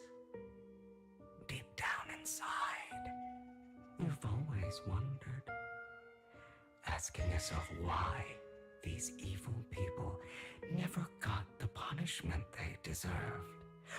Why the world is so unfair. Don't you want to rip them to shreds? Just like that day when you beat that boy's face into the dirt until he was barely recognizable. His disgusting blood staining your fists. Dang, did he really do those things? Recall your exhilaration, your cathartic release of rage, that outpour of hatred. That victory belongs to you. You deserve it. Those brothers and sisters of mine are all dead. I cannot take revenge against the long deceased. They died by Hartman's hand. Dying in the power struggle to become the Ravenlock family's heir, rather than by our scythe. Boring. Boring. I find it hilariously ironic. Children who would murder their own kin for scraps of power dead at the hand of their uncle who followed their example. Is that not karma? Power struggles pitting kin against each other, betrayal, suspicion, and hatred between people of the same blood. It's like a curse written into the Ravenlock family's genes. Laughably stupid. Don't forget, my dear, that the same blood flows through your veins.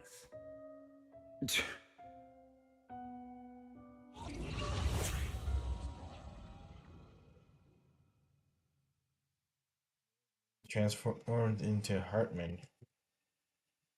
That's right, my dear nephew. No matter how much you deny it, the blood of the Ravenlock family flows through your veins. Survival of the fittest. Only the strongest deserve to live. Only the strongest deserve to rule. This is the path of success that has led the Ravenlock family to victory countless times. A blessing and a curse etched into your flesh and blood. As long as you live, you'll never escape the mark of family. You are destined to one day become someone like me, like your father.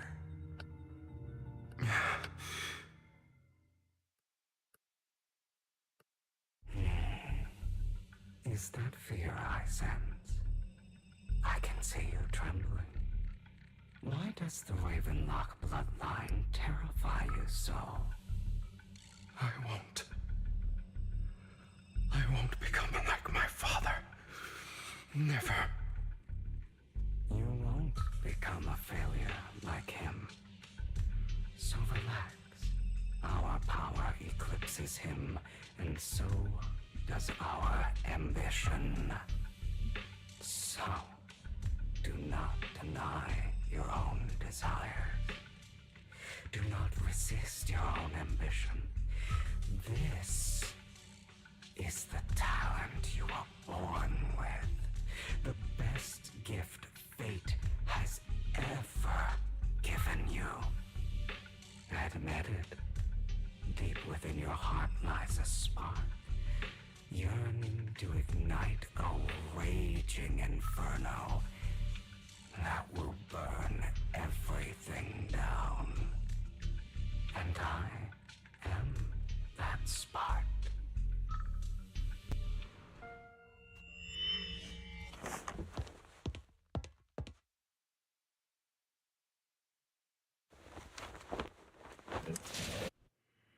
Lygon. Never thought I'd be this genuinely thankful to see you.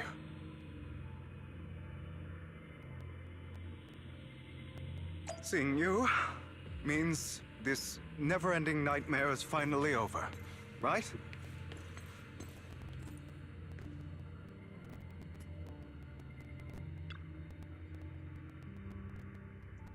Why did you break our oath?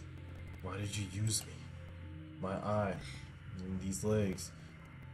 They were all your fault.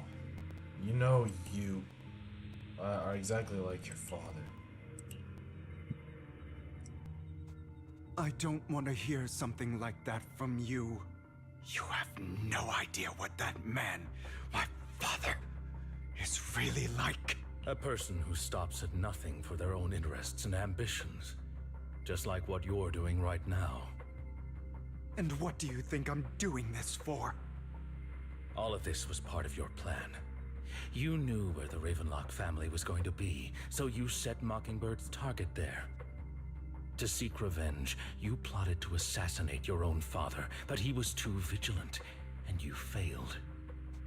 After almost being assassinated, your father was furious and locked everyone in the hall, but was unable to find the assassin.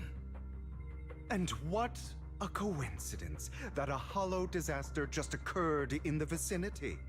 So he used it to eliminate all the unfamiliar faces there, turning them into victims of the Hollow, an easy feat for the Ravenlock family.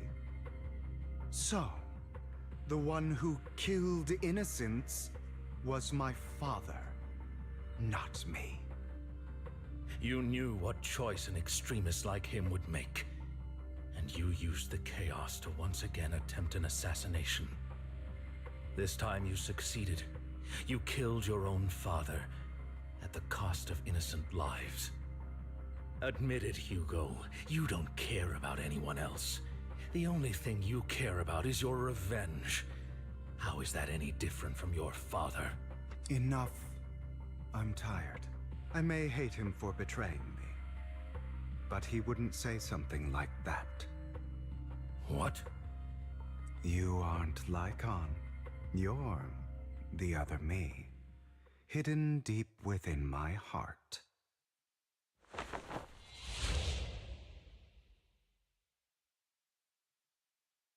I've been waiting for you, my dear. It seems you've already grown accustomed to this place, even turning the tables on me. Just as you said, you are me, and I am you. There's no such thing as having an advantage over oneself. We are ultimately one and the same, forever inseparable. Then you should know what I want to say. When you and Lycon split, you didn't even try to clear up the misunderstanding, didn't deny or argue against what he said. Because you realized that deep down, he was right about you. You just hadn't acted on it yet. Some people live only to bring more suffering into this world.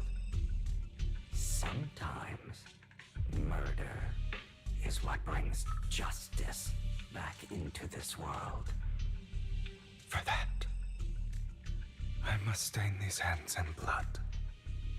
That's right. Just like what you said before you faked your death.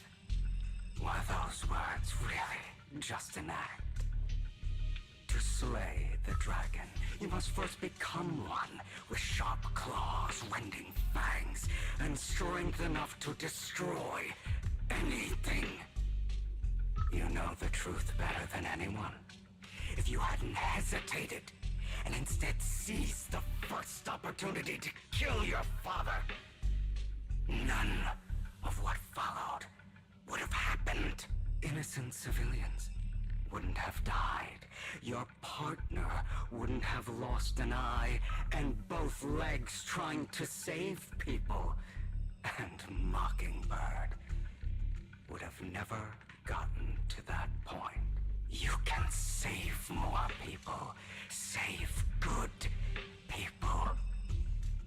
Save more lives than the evil ones you take. I've spent countless hours in regret over that incident. So why not submit to your true nature? You want to be the judge, jury, and executioner of this world. Oh god, is that like a reference? A Hat in Time reference? I wasn't responsible for Father's death. The true mastermind is my uncle, Hartman.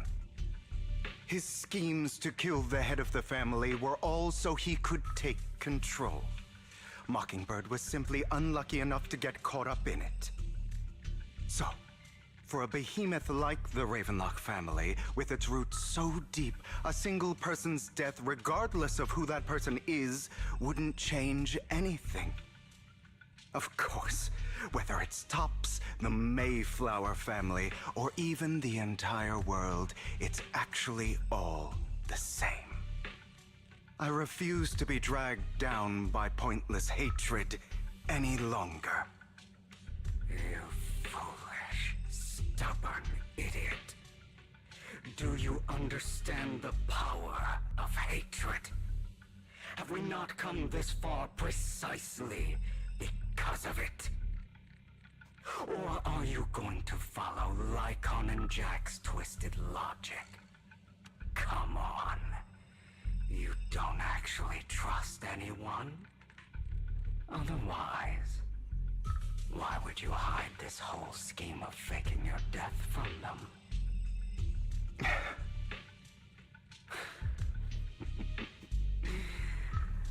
You've built an impenetrable wall around your heart, keeping everyone out. Of course you are right to do so. No one in this world can be trusted. Always. All you'll receive is hatred from your own blood and no love. Suspicion from your companions, and betrayal that comes all too easily. But the most ridiculous thing is that you want them to trust you. You stay silent and long for them to notice your suffering. You yearn for your companion's understanding and trust. Idiot. That's why you are incapable of exploiting them for your own ends. You care about their safety even more than your own. But remember, only the weak need companions. Yeah, no. We are children born from hatred. We are different from them. I will never be like them, and I don't need to be. Come. Let me show you what powers we can wield. But you are me. And I'll never lose to myself.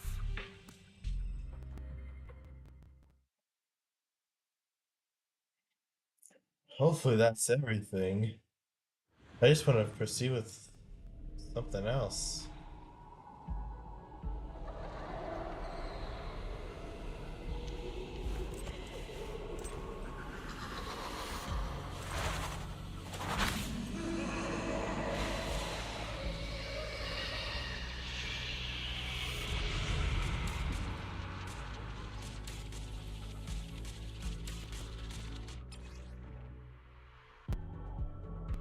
Intro Hugo.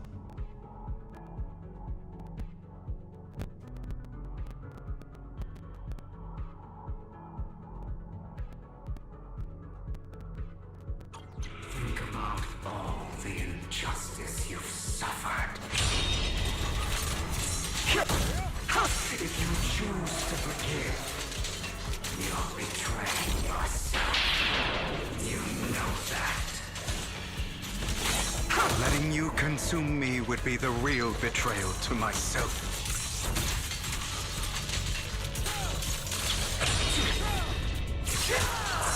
Is that all? Oh.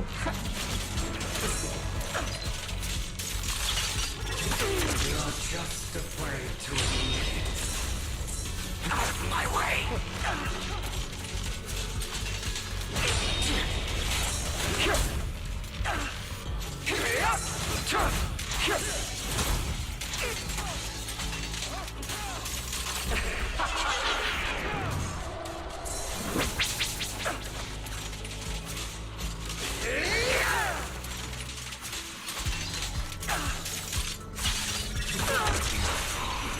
Ooh, okay. Trying to kill me. You think you can just get rid of me? Without me, you are nothing. For what it's worth, thank you. Don't be afraid. You and I are inseparable. You're part of me, just as I am part of you. Fancy words won't change anything. We'll see. No. It's not just platitudes. I finally understand now. Some pain only fades when it's seen.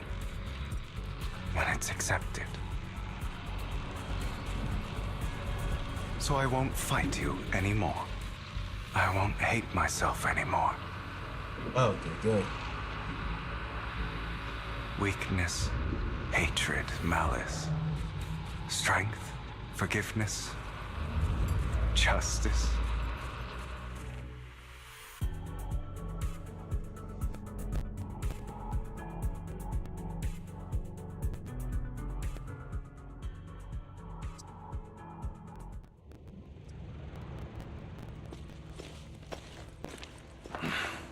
Hugo, it's time.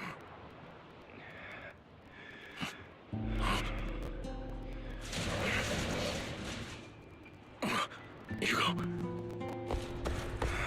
Hugo, you...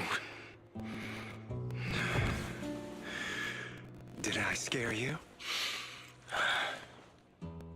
I made it through. I won. No praise for me, my dearest partner.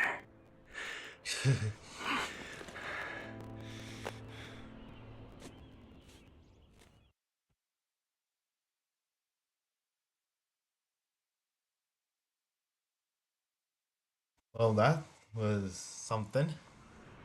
This is just like what I saw in my dream. Ah, my former partner. You're still as punctual as ever. Are you sure you're fully recovered? How about we fight? And I'll show you how recovered I am. Oh god. I Got refuse charged. to fight someone who is in need of medical attention. Don't worry, no confidential information. Except for my alias right here. How thoughtful. I'm touched. Or perhaps is this simply part of wait. Victoria Housekeeping's Okay, professional we get it. care? I'd rather you not starve to death.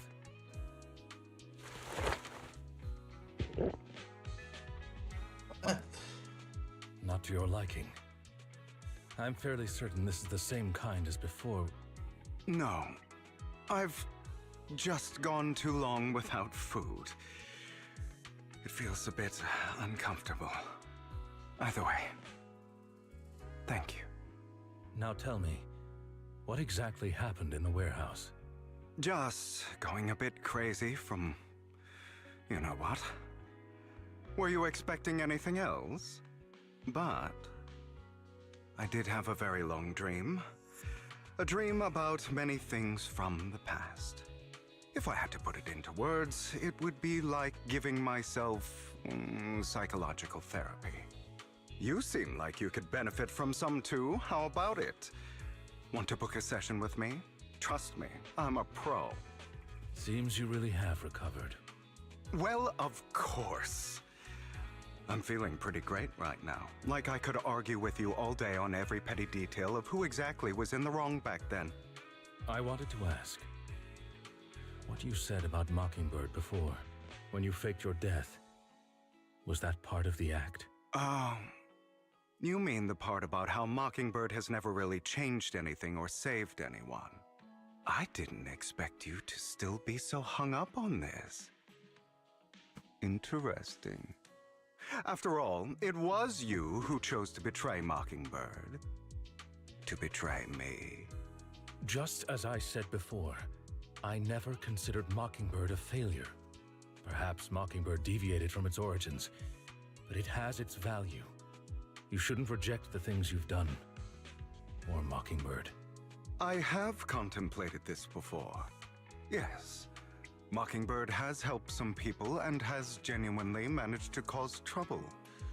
For those who abuse their positions of power for evil. Yet those in high positions still possess immense resources, and the people we helped remain destitute and suffering, willing to become slaves to those in power for scraps. But just as you said, even if what we did was childishly idealistic and flawed, as little as we actually achieved, even the slightest change is by no means meaningless. Nothing holds more value to me and Mockingbird. All right, let's catch up later. I still have things to do and need to wrap up my plan. I thought you would rest up first. As much as I would prefer that. My dear uncle and the Exaltus fanatics likely would not give me such an opportunity. If all has gone to plan, the fish will have taken the bait already. And if everything goes very well, I'll soon have solid evidence of the Ravenlock family's crimes. Well then, thank you for your assistance, former partner. Let's part ways here. I'll go with you. Lycon, surely you don't think that because I just recovered, I'm too weak to deal with those useless fools. Hartman's actions will disturb the safety of New Eridu. As I serve the mayor, I should intervene. Oh, very well, whatever. Let's go. And don't slow me down. Well, don't you have something to tell me? What do you mean?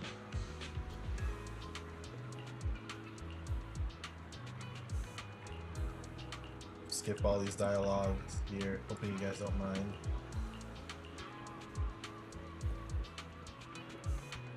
Cannot like see the chat, so.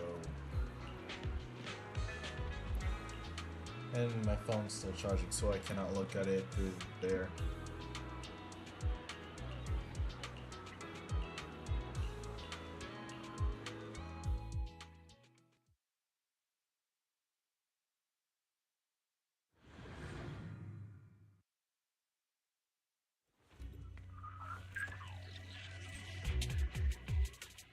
Of course, we got the side eye.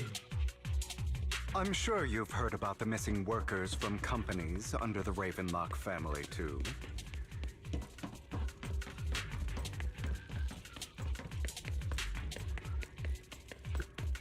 I know where they are.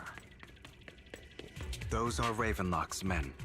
The workers with them are the victims who were tricked into going into the Hollow.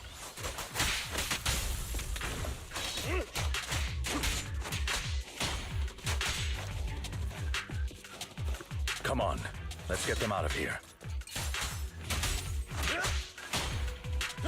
As you wish.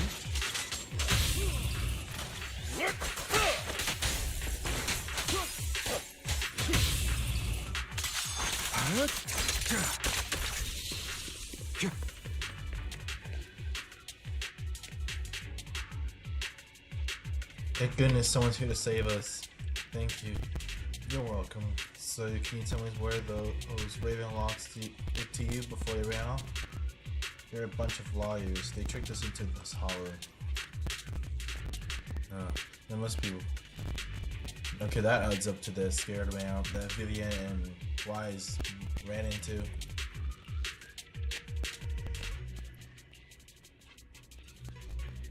Alright. Finally. Let's do something. A bunch of nobodies. Annoying as hell. Kill them!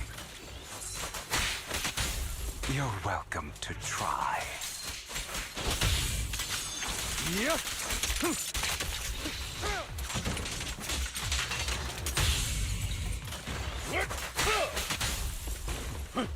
What? Can't. Dang! He immediately stuns them. I bet his impact is more than perfect. I'm just gonna like More say workers that. here. And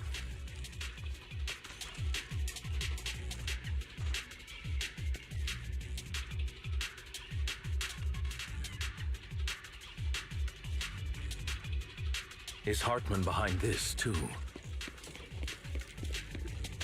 Oh, secret. of course. He threw them into the Hollow like offerings for the Exaltists. To him, those workers are just another resource, no different from the ether his company mines in the Hollow.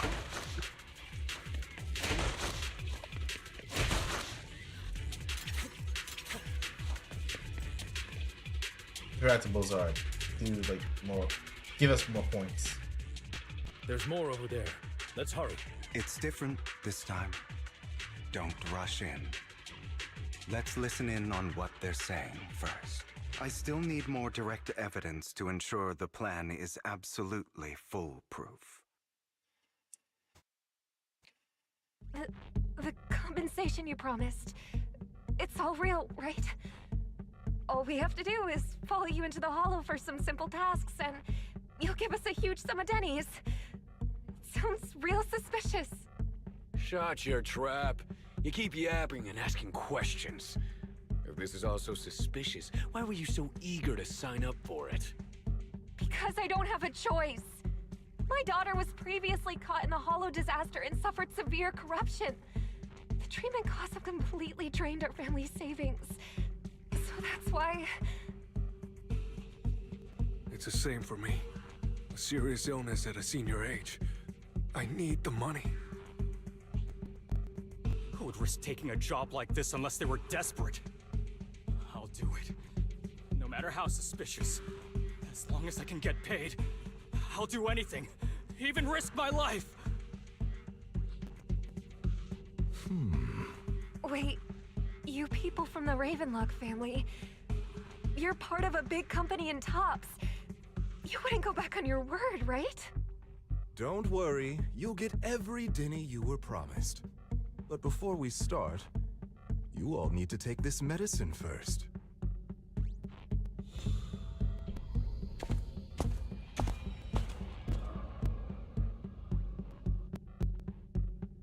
Bro, should we really be doing this already?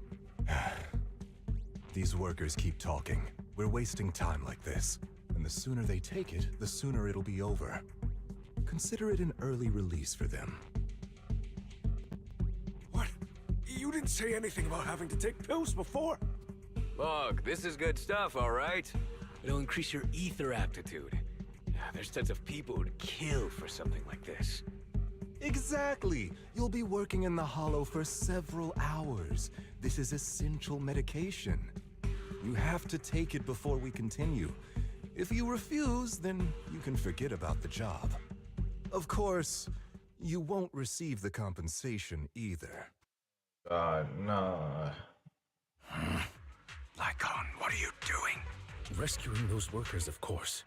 There's clearly something off about those pills. We can't let them take them. Now is not the right time. As I said, we need more evidence to ensure the plan works. And as I said many years ago, you can't exploit innocence to achieve your goal. So that's how you see it. If that's not what you want me to think, then explain everything to me. All right. It's a little complicated, but simply put, these workers will be fine. Of course, it's your choice to trust me or not. But if you try to rush in, I will stop you. I trust you.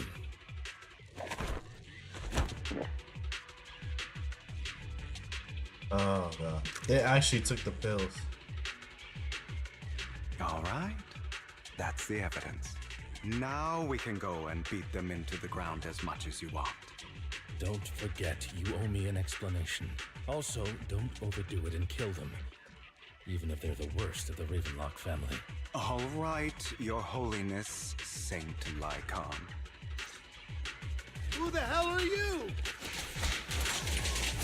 Oh god, he's fighting them too. Why don't you take a guess? We're the ones here to stop you.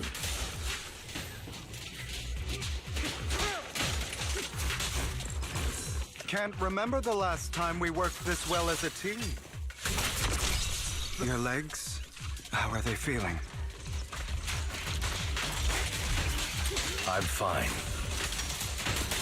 To be honest, I think I prefer the way you used to fight.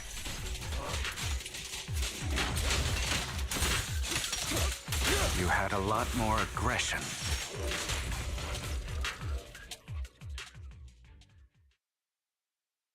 God damn it! Who the hell are you? How dare you mess with the Ravenlock family! Ravenlock. Savor the name while you can, for it will soon cease to exist. What's that supposed to mean? It means exactly what I said. I think this might be good for you. Sever your ties while you can. You still have a chance to walk your own path. The family's honor comes above all else. Is that really what you think? I saw the compassion on your face just now. You're not from the main family, right? That's why you were assigned to these trivial tasks. But in reality, there's no need for you to keep playing this boring game for them. I don't have a choice. From the moment I was born into the Ravenlock family, You always have a choice, if you're willing to act. All right, let's end the small talk here. Hugo delivers a swift chop to the back of the neck. Don't worry, Lycon. I didn't hit them too hard, just enough to keep them quiet. How's that? My acting's pretty good, right? As always, a certain someone should take some lessons from you. I'll leave the rest to you then. Okie dokie. Oh. Okay.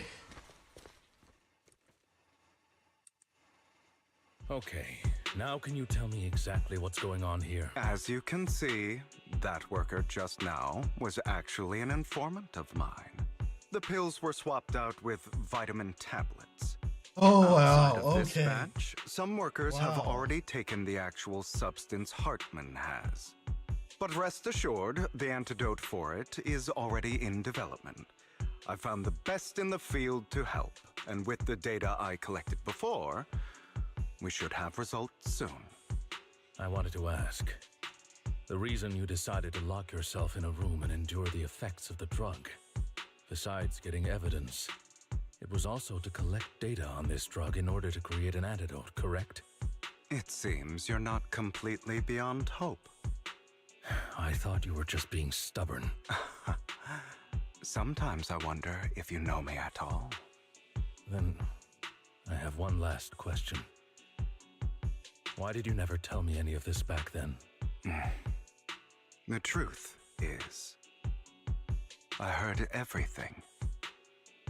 That entire conversation between you and Jack. Before he passed away in that small attic. When Jack called you aside and gave you those warnings. When he told me you might go down the wrong path?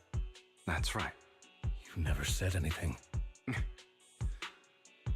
What would I even do? Scream and rage over your suspicions, or get on my knees and beg for you to trust me? You know there's no way I'd allow myself to do such a thing. Besides, back then, even I was confused about myself. Jack, he...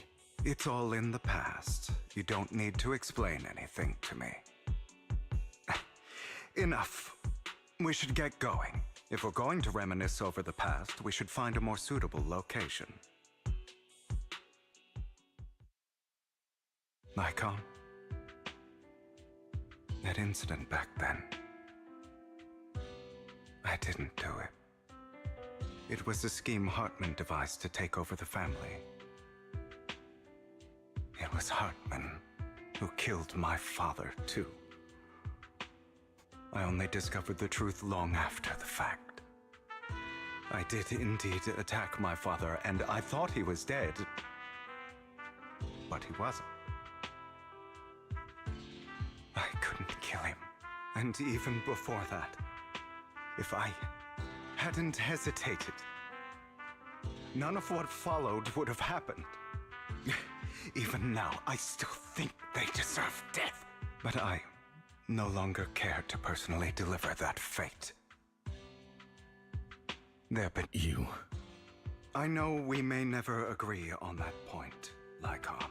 I once wanted to fight against those ugly truths that defined me, but I discovered that the more I rejected them, the more painful it became. So, I could only accept that crazed, hateful, and malicious side of myself. As long as I know I will never become like my father, like Hartman, that is enough for me. You've changed. But I think that might be a good thing. Don't patronize me. You've changed a lot too, compared to before. I still disagree with Jack's words, and I won't forgive your betrayal.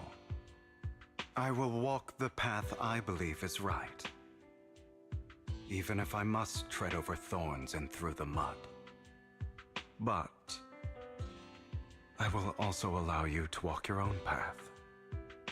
Lycon. Should I say thank you? You're welcome. Come to think of it, we haven't talked about your legs and eye. It was just an accident, not your fault. I'm doing well now. I hope you are too. It On seems the like these two contrary, are. perhaps I should be the one apologizing. I misjudged you. I used to think you wanted power, that everything you did was for your own ambitions. I thought you wanted the power to pass judgment on all in this world like a god. I am a god. I am my own god. Or you could say that in this world, everyone is their own god. There are many things that we are powerless to change. But there are also many choices we can make. Just as I said before, I am the only one who can kill me or save me. I'm glad you think that way. Let's go. I still have one last thing to do. To witness the end of Ravenlock. Oh yes, finally. Finally witnessing the end of Ravenlock.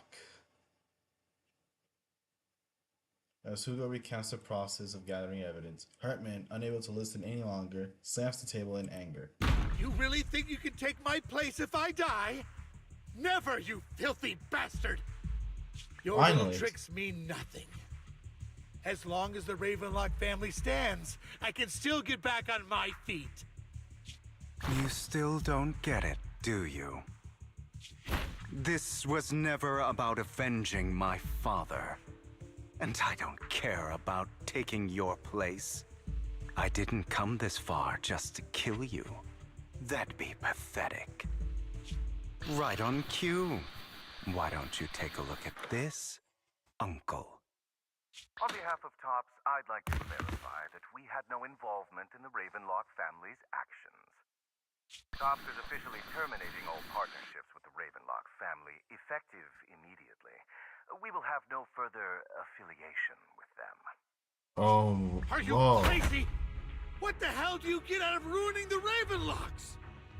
You want to be a petty thief forever? Thief? Oh, Uncle. Allow me to reintroduce myself. I'm the name people whisper about. The one who robs the rich and gives to the poor. I'm the master con artist who can fool anyone, anytime.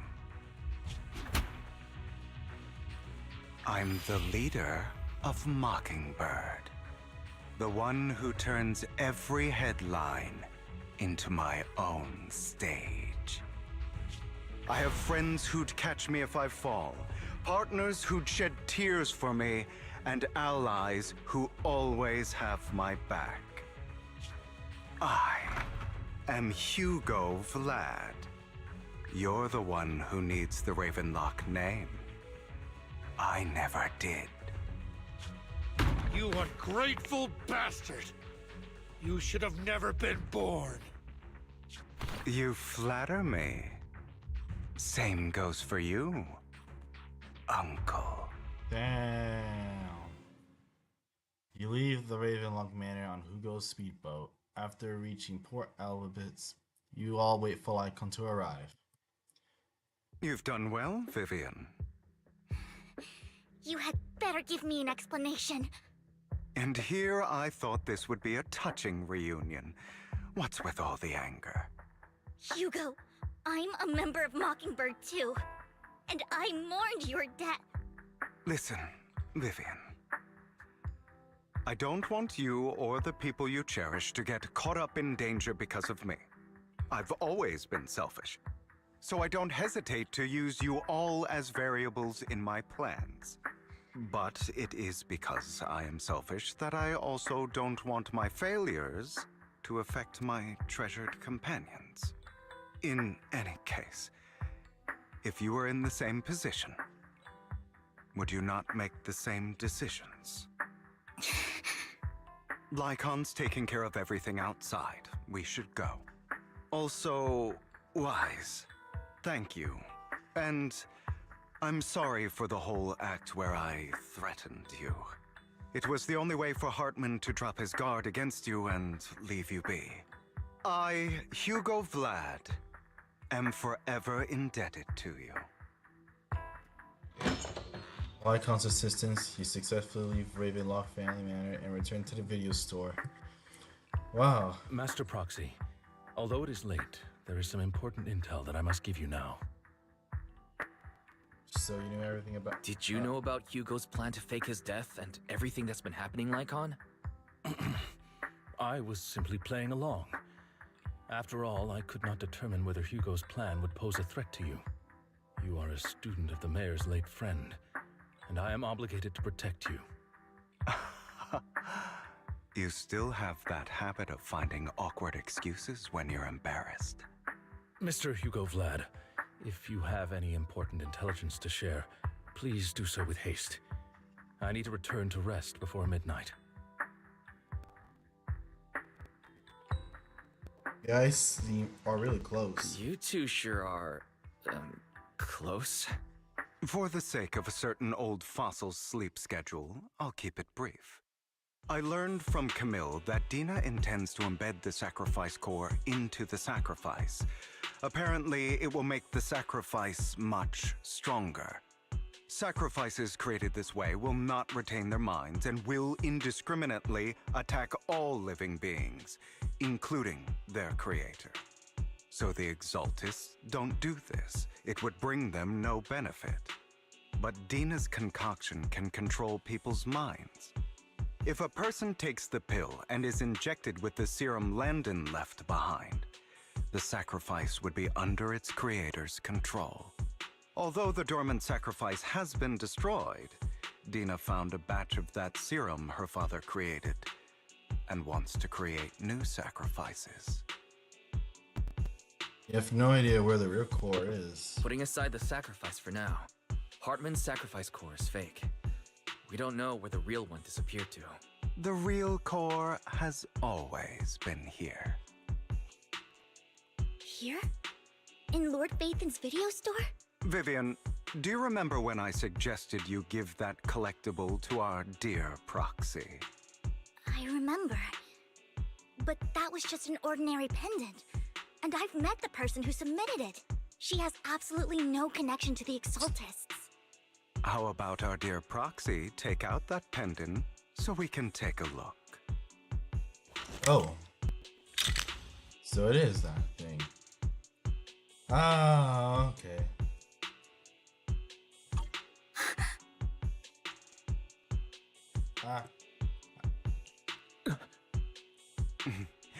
I'll take your surprised expressions as a compliment for my little trick. I will hand over this core to the mayor as agreed. Since he fulfilled his promise to protect Vivian and the manager while I was pretending to be dead, I won't go back on my promises. No wonder the mayor would promote rhetoric favorable to Mockingbird. I can't believe I thought he was actually being sincere. We don't need to worry about the sacrifice core now. Since we have the sacrifice core, all we have to do now is stop Dina from using innocent people to make more sacrifices. Yes, and we need to destroy the last batch of Landon's serum. Hopefully with no options left, Dina will give up her obsession. All right, that's the important stuff. I'm going to go and confirm where Landon's serum's been stashed. I'll contact you again once I have something.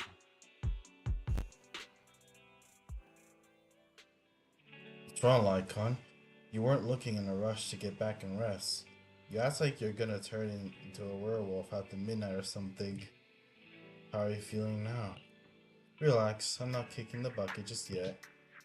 But you look a bit more run down than before. Just getting over something nasty, that's all. Risking your neck like that wasn't exactly smart. Maybe you should have. Lycon, remember what I said back then when I faked my death? For a permanent and absolute victory, we must endure the pain of cutting away rotten flesh and persevering through the darkest hour before dawn. Nothing wrong, sure, but it was arrogant enough. Instead of playing God and picking who lives or dies, I'd rather just do what I can do. But instead, at the end of the day, a person can only shape their own destiny, nothing more. You really came a long way. Well, I appreciate the compliment. Hugo, you got a lot of explaining to do. No more secrets. Well, I will. I'll lay it all out, I promise. Wise, Hugo sent a message earlier. There's a new progress of the sacrifice situation. Okay.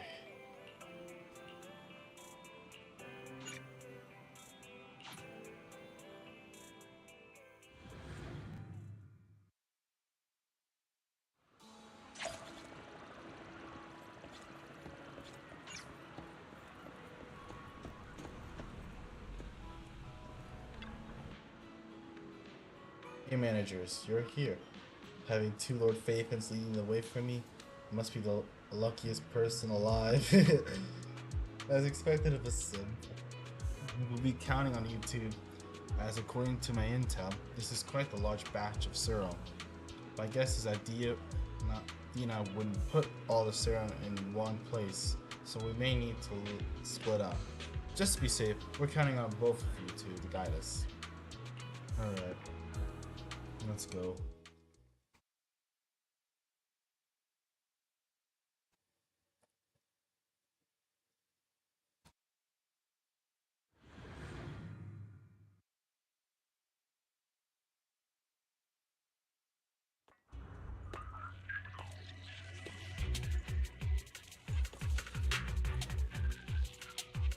Landon's stash should be somewhere nearby. I did some digging. Some of the missing workers were brought here too. A miraculous moment. Dina's getting ready to make her move. Oh, what a coincidence. Don't worry, we'll clear them out.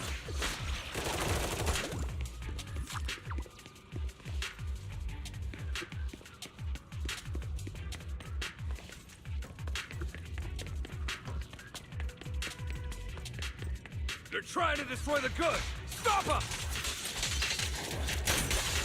I'm part of Mockingbird too.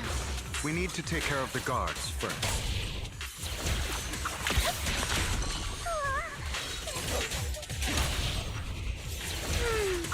Some of the serum is stored in this warehouse.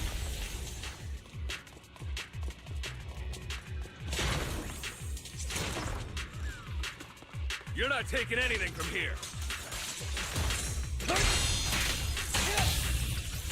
Hugo, get the guards first. Understood.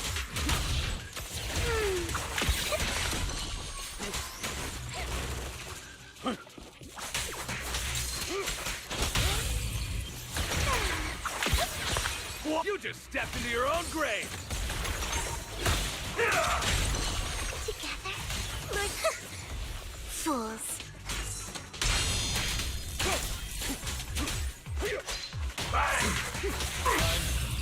I'll write the ending to your nightmare. Not worth my time. The wind is perfect today.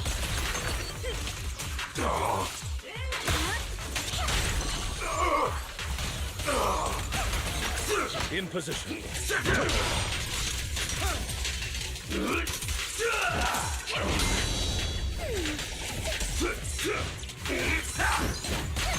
Who dares get between me and Lord Satan?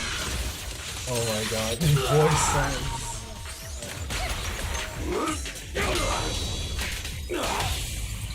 Truth is a beloved fairy tale. Where are you looking? Don't touch me. More of Landon's serum survives than expected. Fortunately, since they're still here, it means Dina hasn't executed the final step of her plan. There's likely a lot more stashed around here, and we have yet to locate the missing people. Our actions here won't go unnoticed.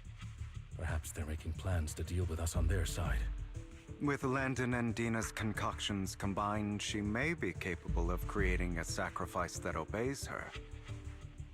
If it comes to that, this will get far more troublesome. How about splitting up? How about we split up?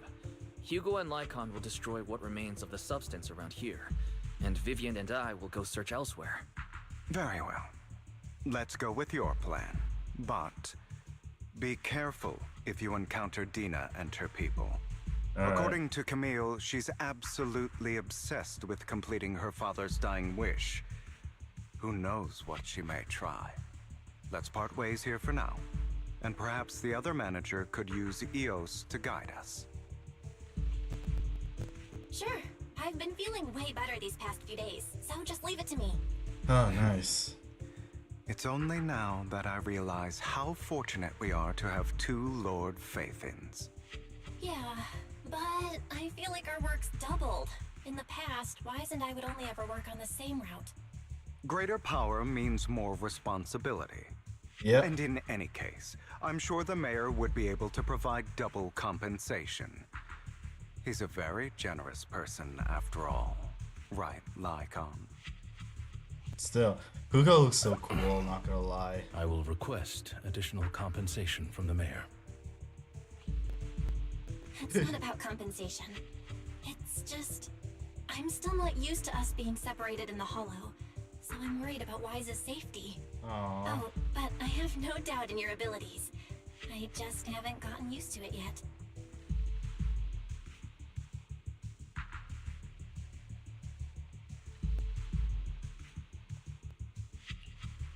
As they talk, Vivian stands behind them and suddenly sheds tears as she gazes on one of them. She turns and quickly approaches the area where Landon's serum is stored.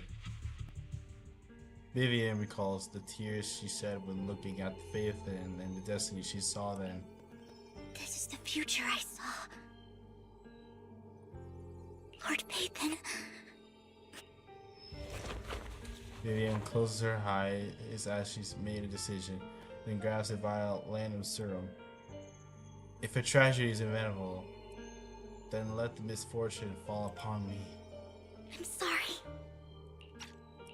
This time, I will make sure the future I saw does not come to pass. I don't want to bring you misfortune. That's all I wish for.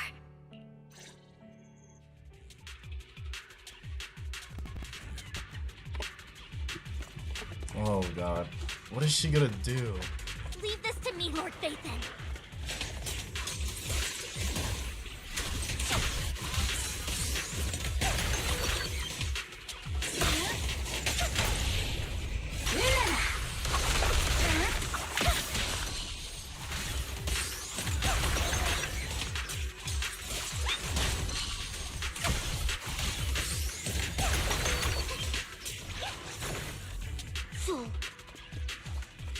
Lord Phaethon, there might be more serum here. How dare you steal from Lady Dina!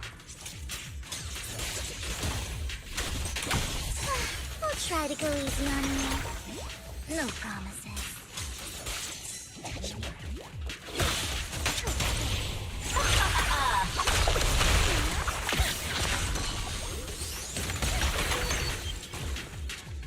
There are containers by the fissure.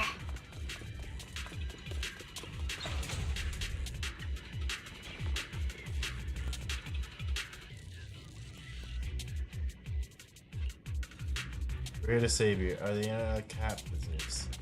They were, but they all turned into ethereals. So many ethereals. They're all dead. Oh my god.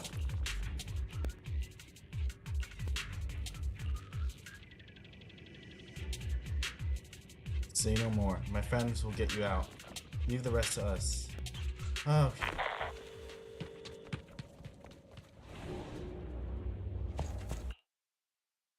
It must have been tough for you to find this place. Vivian, if you had stayed out of it, I wouldn't be so eager to get rid of you.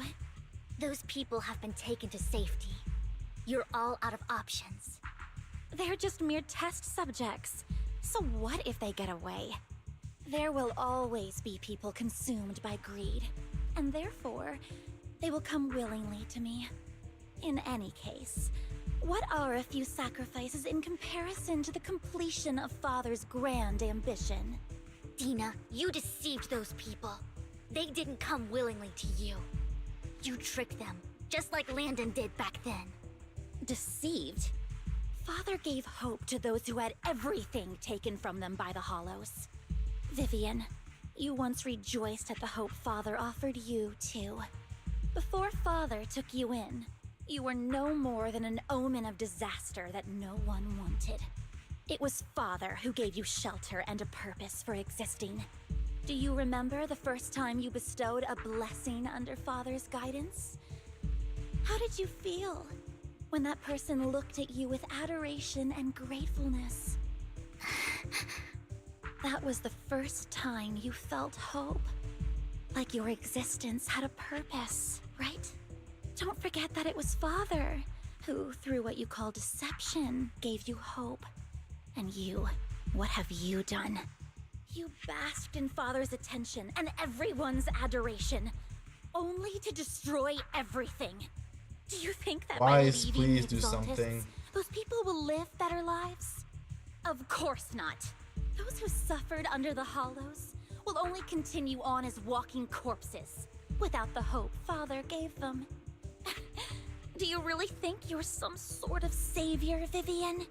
In the end, you're just an ungrateful brat who brings misfortune to those around her. It was you who destroyed everyone's hope. Not everyone wants to live in false hope, Dina. You say it's because of greed that people willingly become your sacrifices. Perhaps those people aren't entirely virtuous. But that greed is just wanting to live a better life beyond the Hollows. What you and Landon have done was never about giving people hope, but exploiting it. Stop lying to yourself. Deep down, you know what Landon did was cruel. No. Back then, when Landon wanted to inject you with the serum, the fear in your face was as plain as day. I saw it all clearly. If all of this is as righteous as you claim, then why did you make such an expression, Dina? Don't look at me with such pity! Father did nothing wrong. All of this is to make something of the Hollows other than disaster. That's everyone's only hope. Dina, it's not too late to stop. Stop living in this lie. You know what would happen if a sacrifice loses control and escapes the Hollow. It's not the Hollows that are to blame for those people's deaths, but the hope you keep talking about. That will cause more despair and claim more lives. That is merely the necessary sacrifice to accomplish a greater goal. No one deserves to be a sacrifice. Your hypocritical magnanimity disgusts me. I can always go and get more test subjects if they've escaped. And I will be able to replicate Father's serum with enough time. With you gone, I'll be able to complete Father's gift to the Creator and fulfill his last wish. Camille, release the failed subjects. Lady Dina. Camille, are you going to do what you did before? You keep saying you'll follow the Creator, but it's all lies. Lady Dina, the Hollows took my family from me. I understand that there's no way to get back what I've lost. It was Lord Landon who told me that the Creator would guide me. One day, Hollows will no longer be disasters. Everyone will be able to survive inside them. I look forward to the day when this hope becomes reality. I watched you grow up, and I know that you've always looked up to your father. He gives you hope, and I destroyed that hope with my own hands. I know the pain of loss, so I've always felt guilty. I want to atone for the hope I destroyed. But Dina, I don't want to ruin more lives. And I don't want to continue watching you destroy yourself. Oh. Vivian is right. Not everyone wants to live in false hope. So, please, stop. Camille's on our side. Are you abandoning me too? I'm not abandoning you. I just don't want to see you go past the point of no return. The point of no return? I passed that point ages ago. No, Dina. You can still turn back. I'll be your way back. Where are you going, Camille? I made a deal with Hugo and the mayor. If someone needs to take the fall for this, let it be me. I did it. All of it.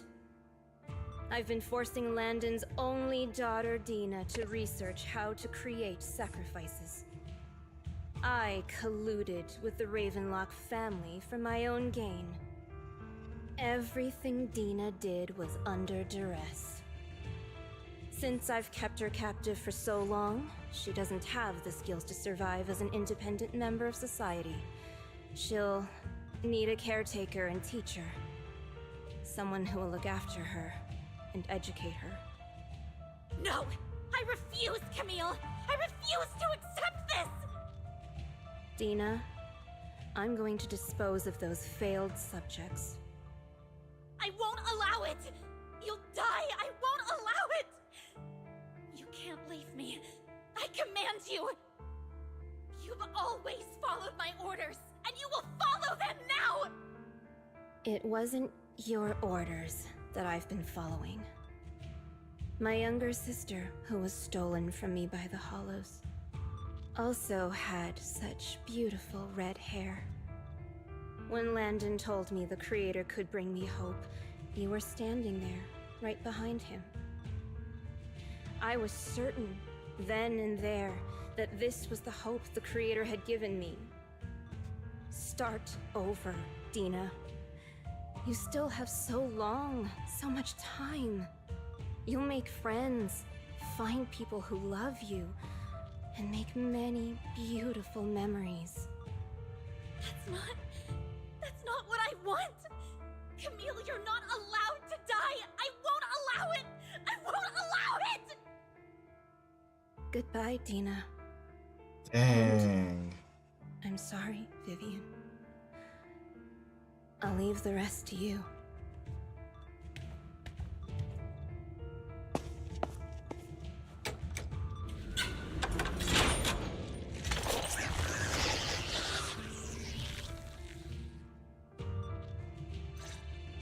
Let's take out these ethereals first.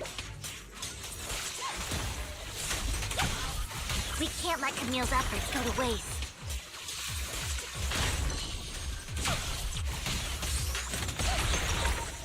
Better not get my trick. What's up? Idiot. Oh.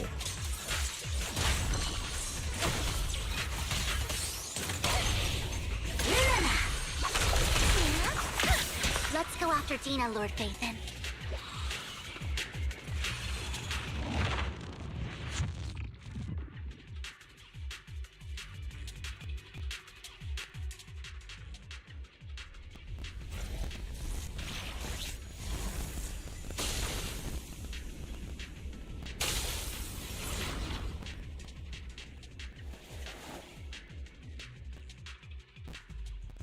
Are you satisfied now, Vivian?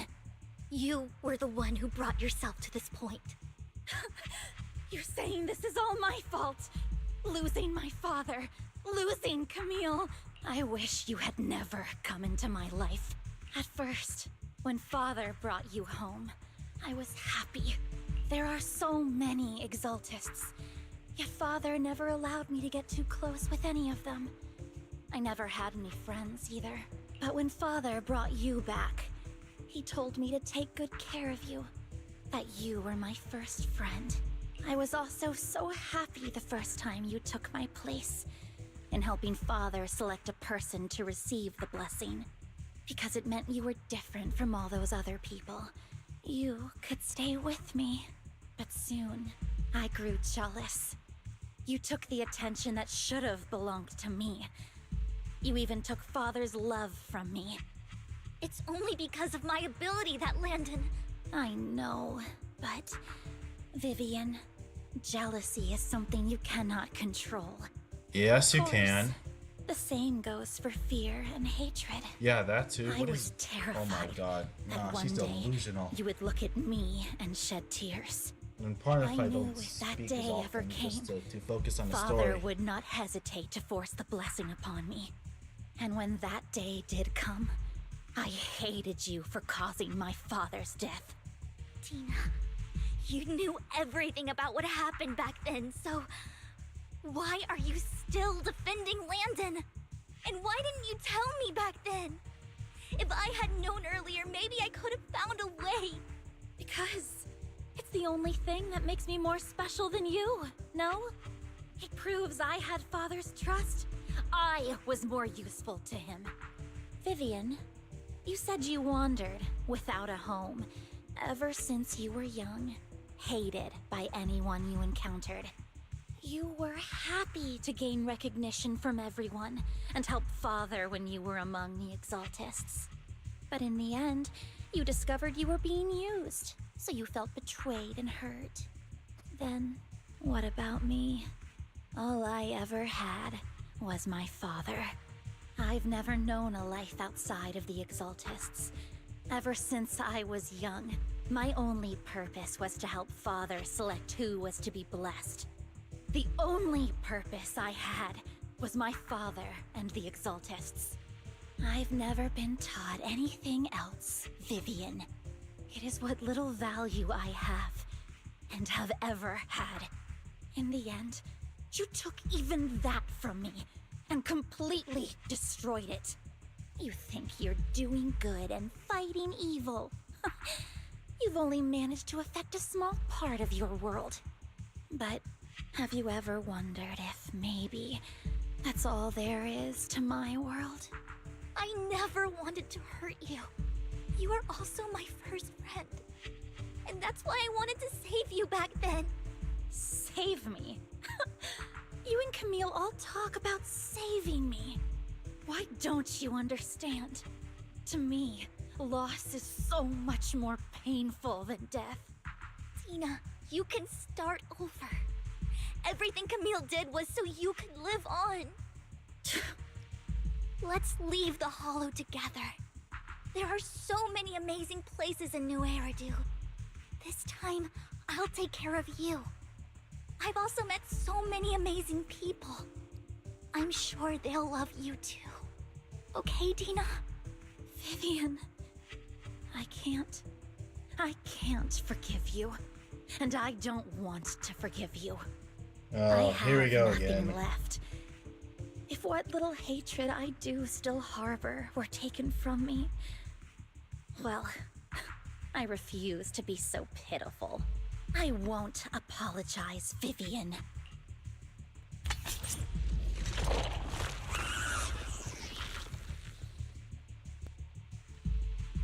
I don't want to hate myself, so I can only hate you for killing my father, and hate Camille for leaving me. That's just the kind of person I am. Hateful and despicable. I refuse to owe anyone anything. I refuse to feel regret. I won't. Vivian, I will keep hating you. I will take all who are precious to you. I will also hate Camille, so I won't do as she wished and start a new life. Vivian, if you had never existed, if I had never, you would be... Lord Phaethon, please do not interfere. She was my first friend. I'm going to bid her farewell. Well, This is goodbye for Gina.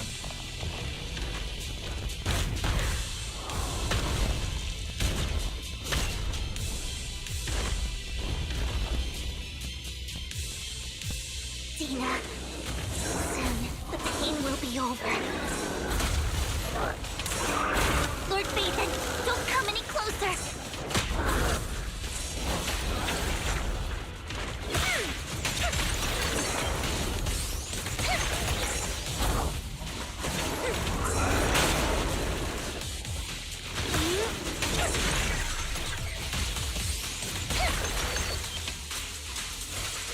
Don't you know? It might try stirring your pain.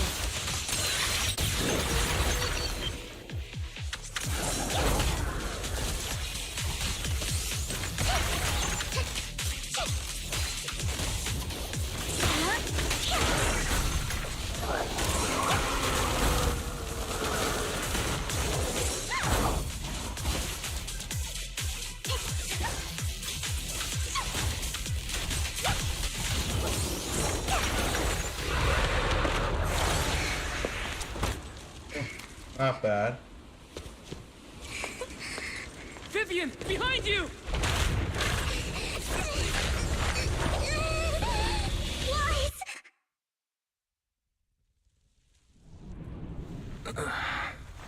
What happened? What the...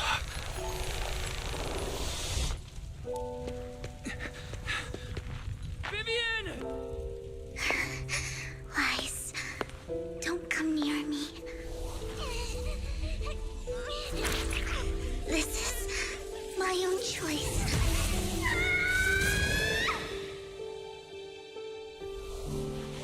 I will change the fate I saw. Vivian! I just want you to remember me when I looked my best. Kiss his hand. Vivian! Careful. Vivian, your body. I'm sorry you had to see me like this, but I don't want to be the one that only brings misfortune anymore. No. There's got to be another way. It's so warm, and the night is beautiful. Vivian?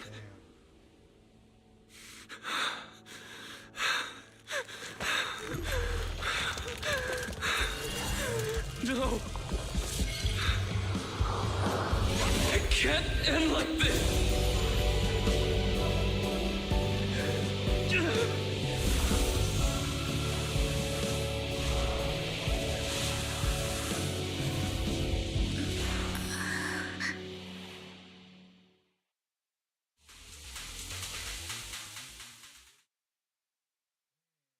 Wise actually saved her.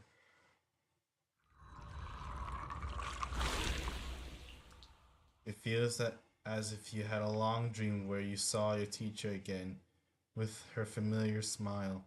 But soon the environment and your teacher both dissolve in the water. Like behind a misty curtain, blurry then vanishing. Wise. Wise. Wise, you're finally awake. I'm at the store? I remember I was with Vivian. Wait, she injected herself with Landon's serum. Is she okay? Hugo and Lycon brought you out of the hollow. You scared me to death. Thank goodness you woke up. And you said Vivian used the serum on herself? But she looked fine to me, bar a couple of scratches. Hugo sent me a message earlier saying he got her checked over and she was alright. Do you remember what happened? We're in dire state. The situation was dire, so Vivian used the serum on herself to defeat the ethereals. I saw the crystallization process starting to occur. I can't describe exactly what happened. I saw something blurry, but I just wanted to stop Vivian's corruption process. I don't know exactly what I did, but then I lost consciousness. What happened after that? When I let Hugo and Lycon there, it was just you and Vivian lying there on the ground. We couldn't wake either of you. let's put that aside for now. Do you feel any discomfort-wise? I'm a bit dizzy, but otherwise, I'm fine. Don't worry. Phew, that's good.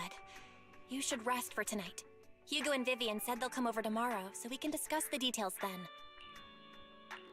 Okay. Sorry for worrying you, Belle. Good night.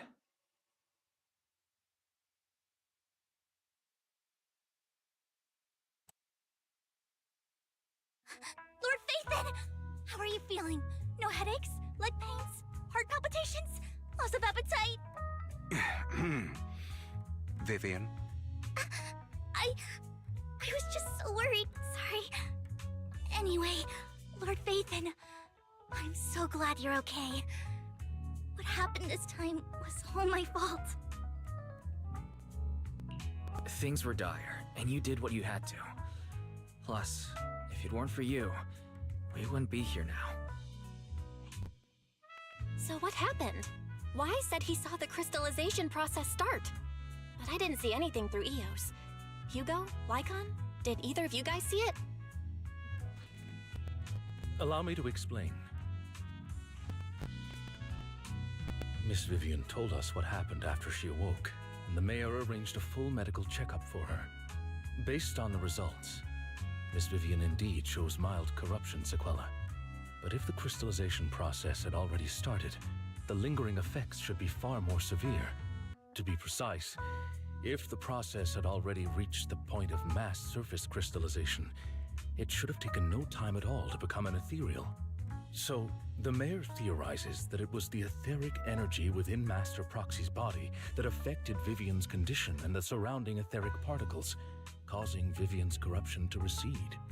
Essentially, corruption is a reaction between the etheric particles inside the body and in the surrounding environment. Therefore, it's not necessarily irreversible, just that currently our mainstream method of defense is prevention. I'm having a hard time believing that, even if it's coming from you, Lycon. It's almost like you're claiming I can manipulate etheric energy. Master Proxy, you are special. This is a gift your teacher left you. A gift from our teacher? How come I never knew about it? I don't know all the details, so I cannot explain everything to you. My apologies. However, Miss Yixuan might be able to answer some of your questions. She will visit you sometime soon, so please feel free to ask her any questions you may have. She has quite an eccentric personality. If she causes you any inconvenience... Can I file a complaint? Can I file a complaint about her with you if she does? Master Proxy, you have always been a people person, so I trust you will handle things just fine. Yeah. Now I'm even more worried. The way you said that just makes me more worried. In any case, the mayor has asked me to give everyone his most sincere gratitude. Unfortunately, the mayor could not come personally, but has promised everyone a favor. Provided it's within his means, he will offer his unconditional assistance once. There is no time limit on this favor. Unconditional, What if I wanted his position as mayor? If that is what you desire, then the mayor and his subordinates will be first in line to vote for you in the next election. As for the other votes, you'll have to work for them on your own. But should you assume office, I hope you take full responsibility for handling all day-to-day matters and lead by example. By sheer happenstance, the mayor has provided you with a copy of his current assignment, the City Waste Sorting and Processing proposal. Old fox. Well, can I request Lord Phaethon's... The mayor imagined, you might ask. I have prepared all the necessary documents, and the ceremony expenses will be covered by the mayor as a gift. As long as Master Proxy agrees, we can sign and process the documents immediately. Documents? But this matter requires mutual consent, and cannot involve coercion, confinement, or one party's lack of consciousness. What? Stop! I would never do that to Lord Phaethon! Probably. That means At yes. least not today. As for you, Master Proxies, the mayor has some sense of what you desire. That said, he hopes you might speak with Miss Yixuan first before you decide the timing of that favor.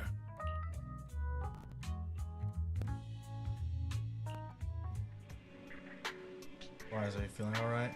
Well, Icon talked about controlling ether particles.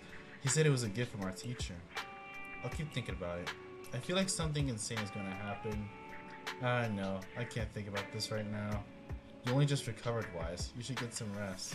We'll talk about this later.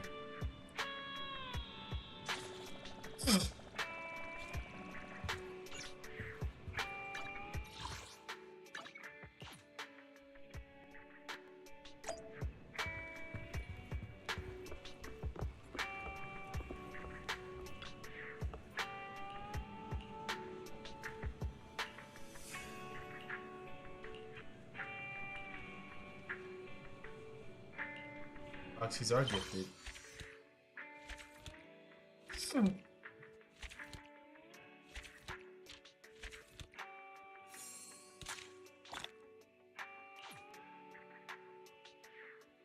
It's in turn.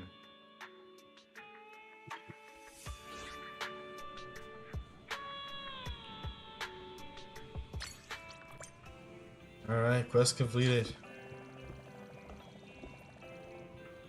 I'm so close to level 50.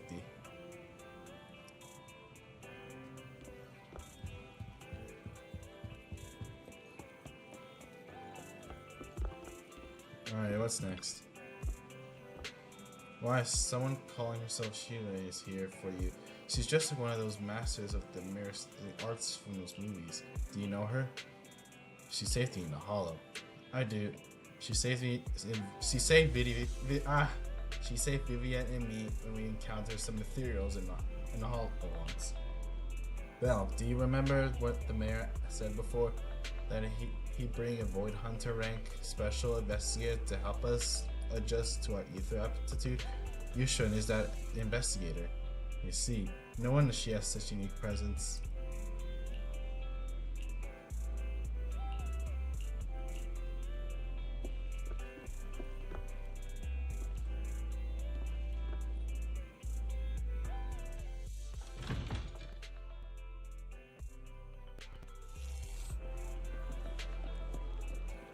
She is. I did not expect that such a spiritual entity would exist here. It appears this street is a geomantic gem. This is a Howl. Spiritual entity? His name is Howl, and I guess you could count him as a neighbor of mine. Is there anything special about him? No, I was simply a bit surprised. It's rare to find such an intelligent individual of this breed. Yep, don't understand. Even huskies can be really smart, like Howl. You're right. Yet, being overly intelligent comes at a price. It must stay here for prolonged periods of time, parted from its owner and unable to move about freely. Both a blessing and a curse. However, it seems quite happy. We've strayed a bit off topic. Since you're back, let's discuss our partnership.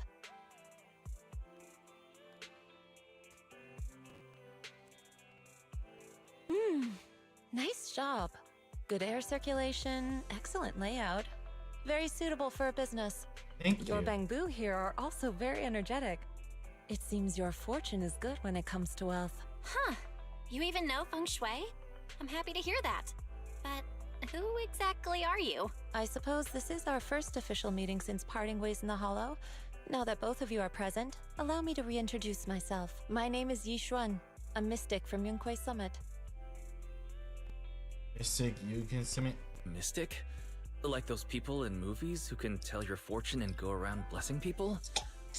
This is my first time meeting one in real life. But what's Yunquei Summit? Any details you can give? Just an ordinary sect of the mystic arts. Our disciples travel all across New Eridu and sometimes collaborate with authorities. Currently, I'm affiliated with the Hollow Investigative Association. Right now, however, I'm here to discuss a partnership in the name of the Mayflowers. What kind of partnership? So, what sort of partnership are we talking about? I have reviewed the documents provided by the Mayflowers. You previously underwent an implant surgery. After recent adjustments, abnormalities occurred. These abnormalities bear resemblance to the craft practiced by us at Yunquai Summit. If you are willing, I can teach you how to better control your abilities. Better control my abilities. That sounds great, but there's no such thing as a free lunch. Since you're willing to teach us your craft, Shifu, you must want something in return, right? That's right. Mayflower will have you join me for some investigations. Looking at my divination results, this will be a complicated and very likely dangerous matter. He's still going over the details, but should have more information for you soon. You can wait until then to decide.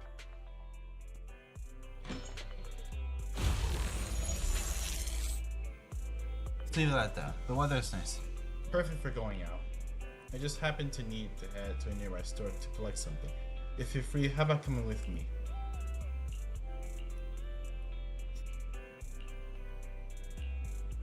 I know that store. Yeah.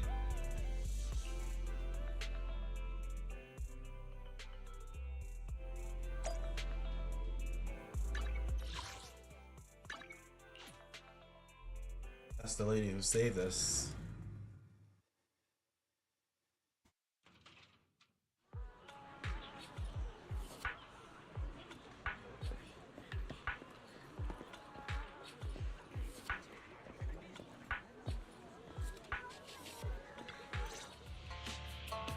Please help me check my fortune.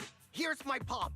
Look, doesn't this thick wealth line mean I'm about to strike it rich? I've looked it over, and your fortune is decent. Huh? You barely looked at it, and you're already done? You have good fortune. What? You don't believe me? I do. Thank you so much. It is called Impatient Citizen. Next, it's my turn. Hey, wait, hey, quit cutting in line.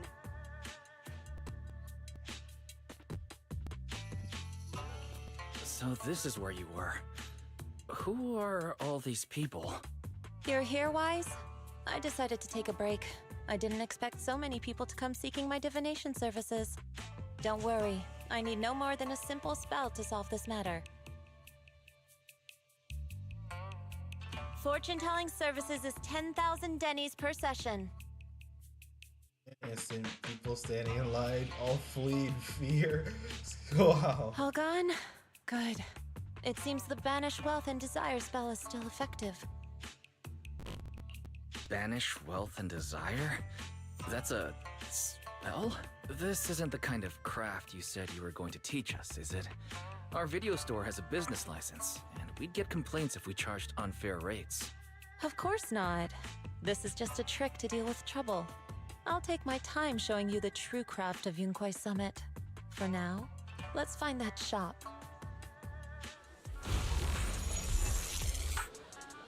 What was that electricity?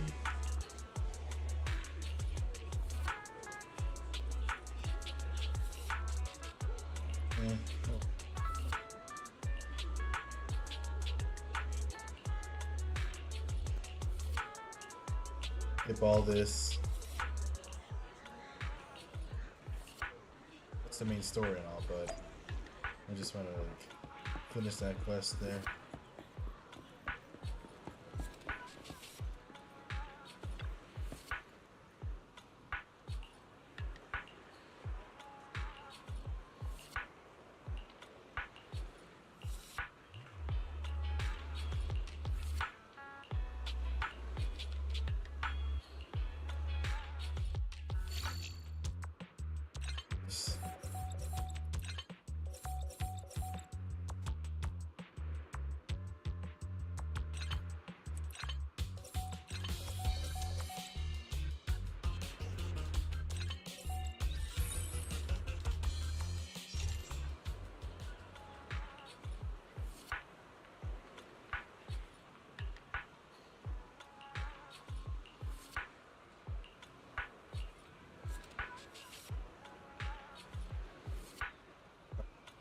No ears.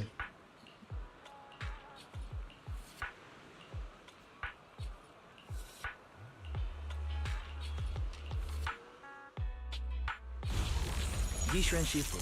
The store's right up ahead. Yes, this is the place. Ah, this is the one. Seems it's closed. Another wasted trip. Not necessarily. 1 second, please.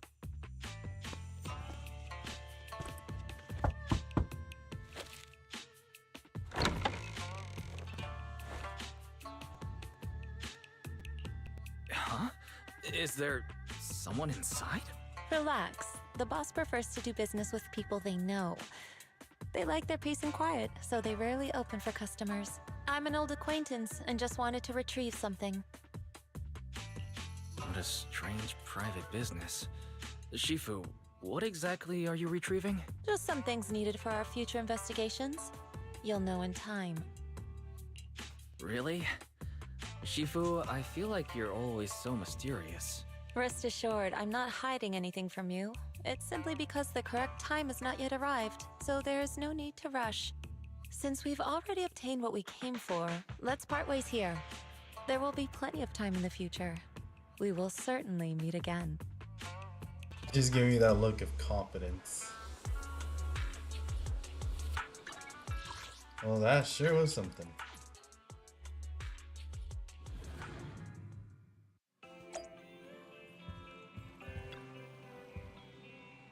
Why is it back? Did everything go okay? Yeah, it went well.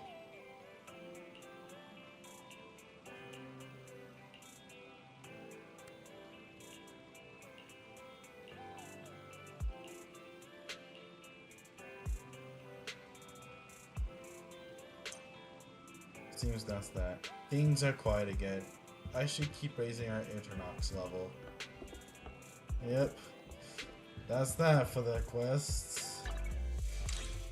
For real this time. Season task. Oh, nice. Okay.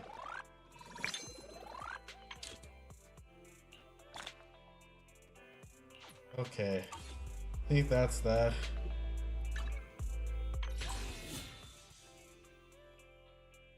Wonder if I should definitely pull for Vivian. I have like almost 70 like worth of pulls. Hold on, let me check the signal shop. Currently I have like 7 of those Rainbow Master Tapes. And I have like worth 69 of it. So yeah, definitely around 70. Alright, we might as well go for it.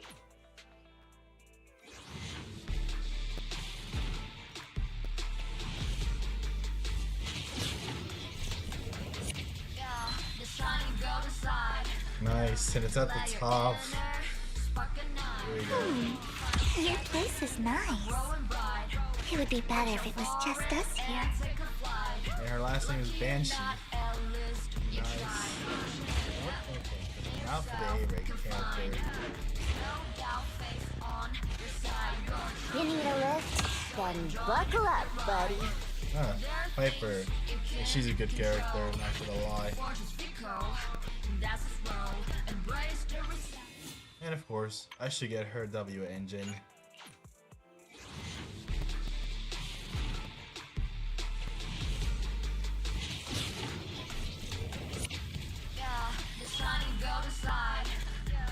Alright, here we go.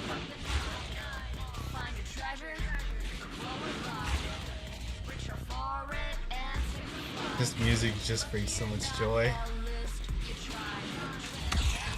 But winning this brings even more joy. So, I think there's also an A rating. You're recruiting? Just so you know, I only work with the best. Oh, well, not a W engine, but hey, we'll take it. And she's the newest A rating character anyway. That's the essence, life's true go. I'll just save up for this. Save this up to get 600 to at least like get Kalitas or Lycons. W engine. So far, I also have like. Hold up. I have like. Rena's W engine.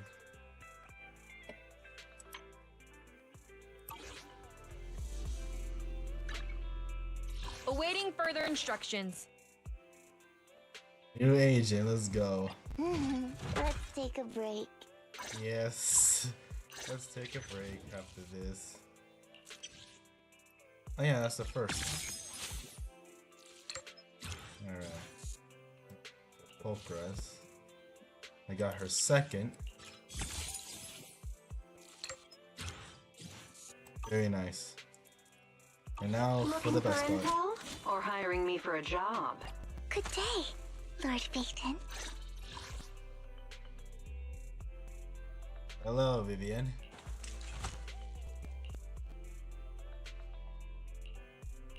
Good thing I came somewhat prepared.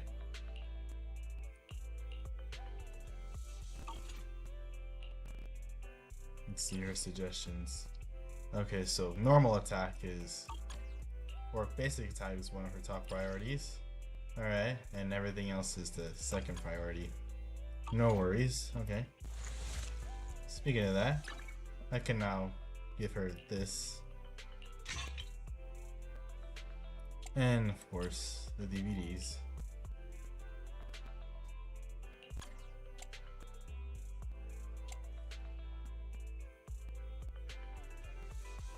Which one should I pick?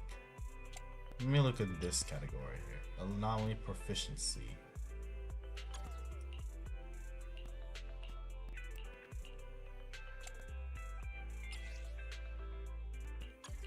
Oh, we got this, which I think I'll put in. What else does she need here? Anomaly mastery or attack. I think we could put in an attack. I'm sure no one else would mind.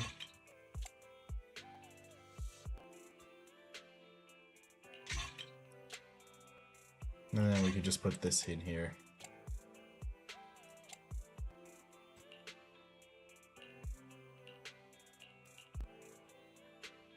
Oh, okay. Yeah, that is interesting.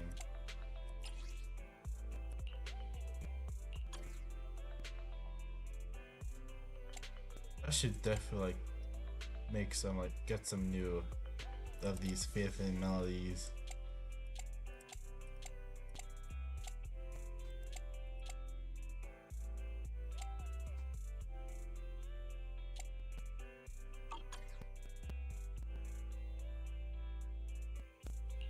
Hey, at least we're off to a good start.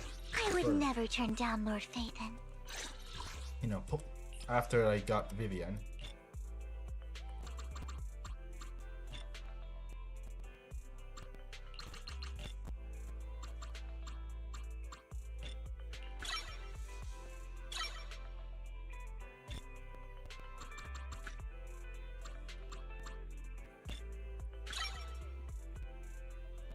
Which of course I will also convert these.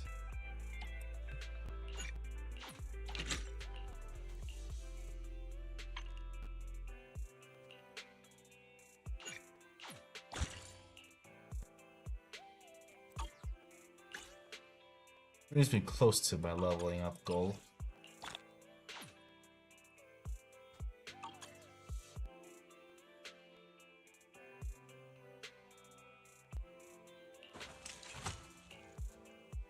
I still need to level her up.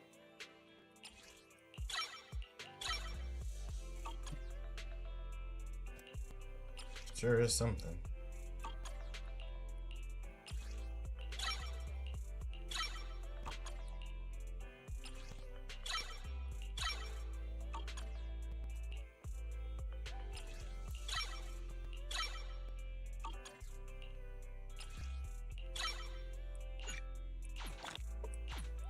Yeah, we'll just upgrade them all twice.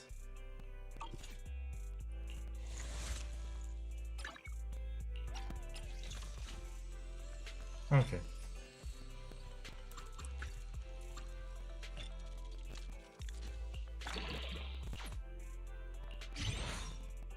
Then we can do that.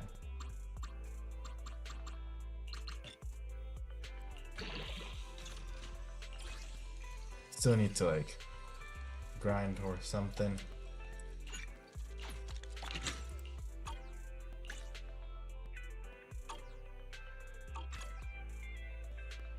I would never turn down Lord Phaethon.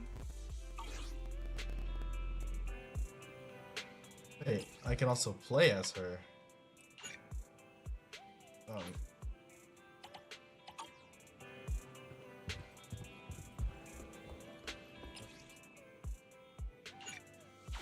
Okay.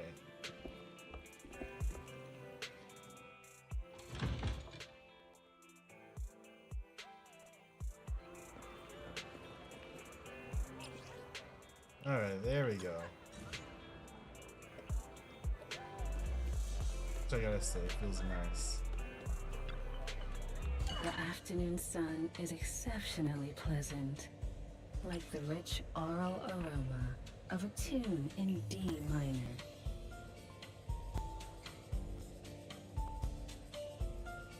You know what?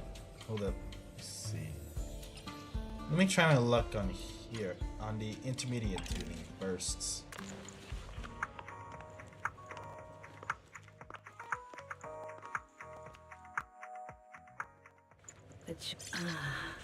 What a perfect mix. Okay, yeah, luck's on my side.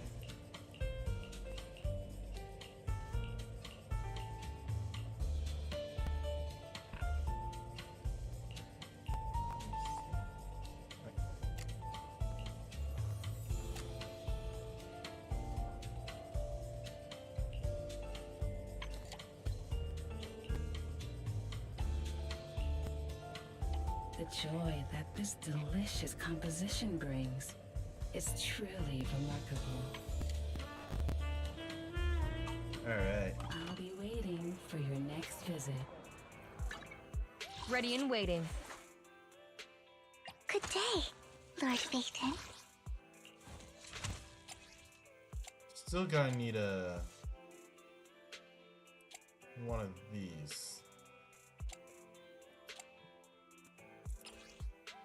Freedom Blues.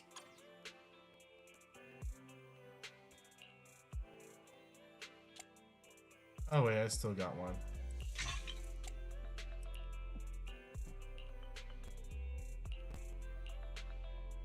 Stats here for this one is slightly better anyway. It's this side. It's not like I have too much to lose, even if I didn't put like an A rank, S rank.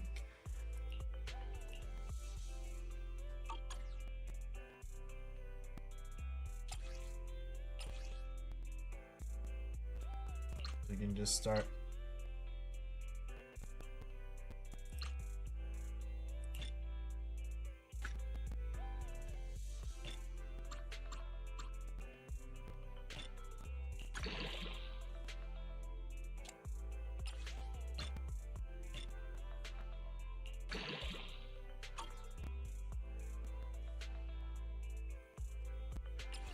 Let's see.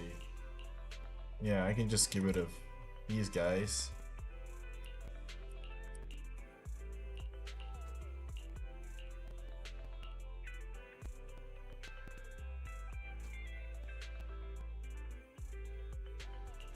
I doubt I'll be needing any of these since I've only got these for Pulchra. Maybe this too.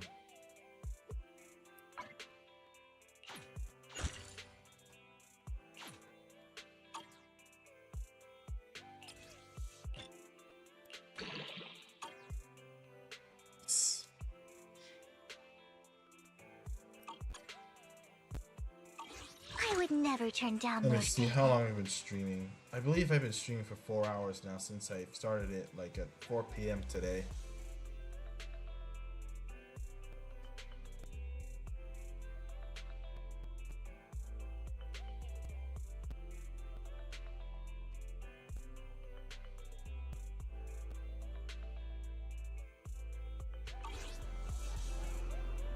From that, let's see something.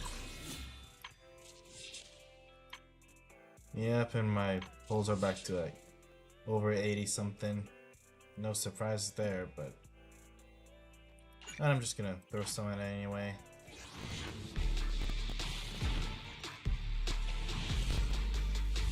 Maybe I can like get some bonuses there. Oh. Something to something.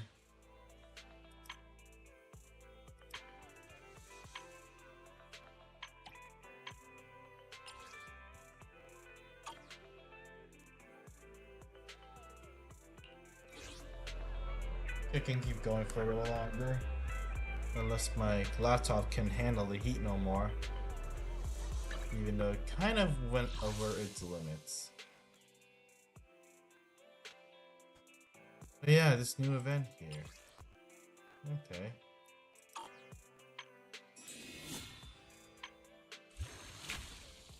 Still need to complete the Redo Chronicles. Not sure if I said that right.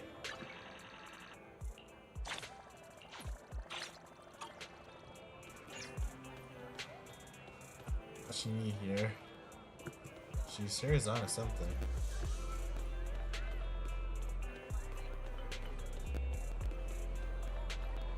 Just get a coffee. Nothing beats caffeine on a lazy afternoon. Want some?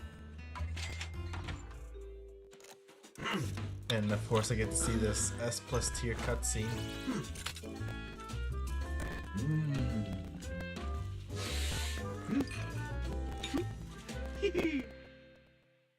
It's just perfect. Whoever made this cutscene deserves a raise. Coffee is not a must, but a calm and relaxed mindset sure is. Yeah. Too bad I skipped on Ev's. Oh no, like Ellen's banner.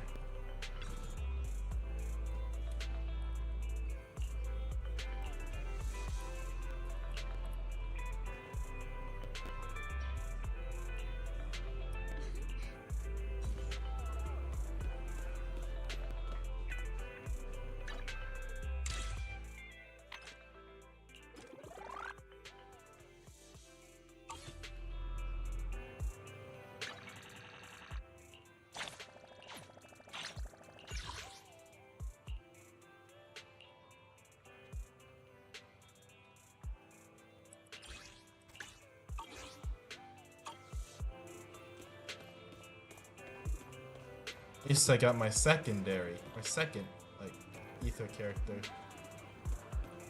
Which, of course, I'll admit, I tried pulling for Shiyuan. But, of course, I lacked some, you know.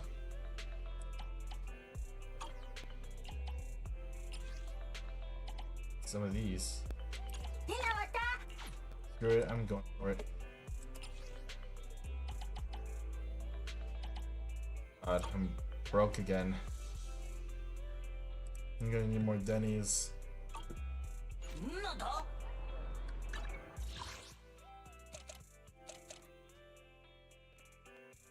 Which I think I'll go get now.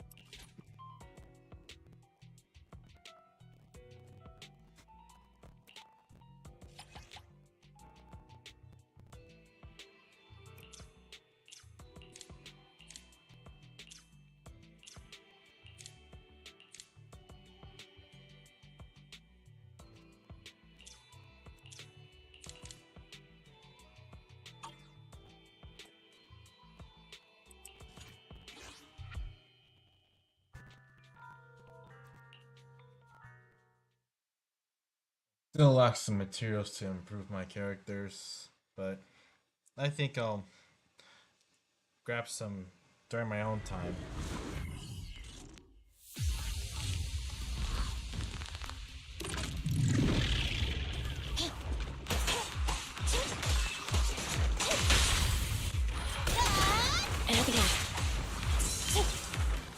Ooh, okay. That was good.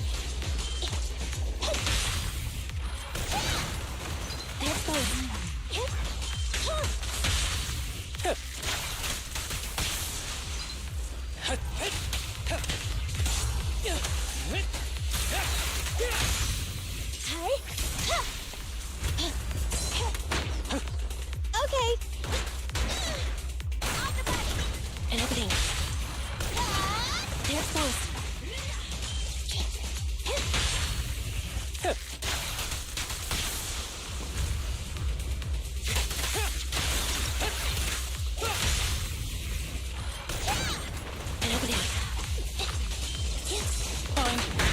Oh.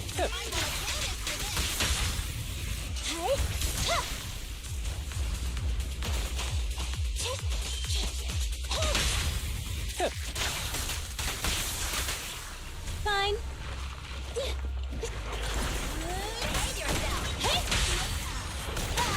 There's both. Agony. Oh god, I think I just started. There we go. I think I'll just start grinding next time. Maybe I'll stream tomorrow since I don't have any plans throughout that day.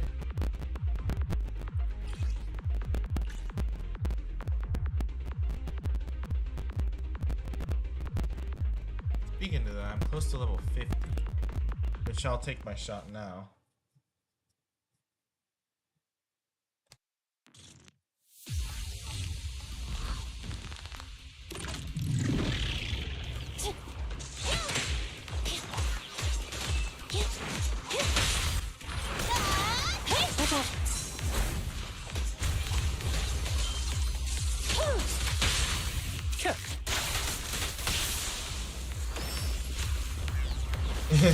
They missed. Fine.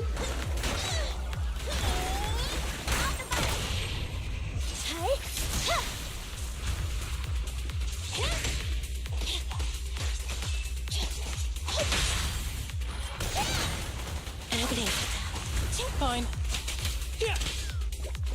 I'll take care of them. Ow.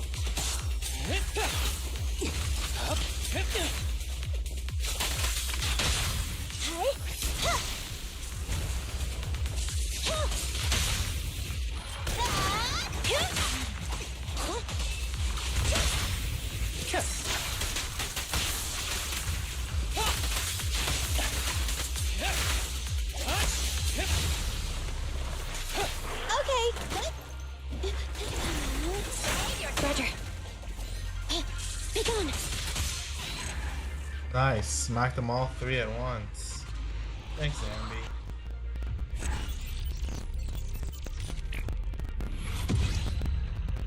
Wish she takes the lead again. Oh, so close to it. Alright.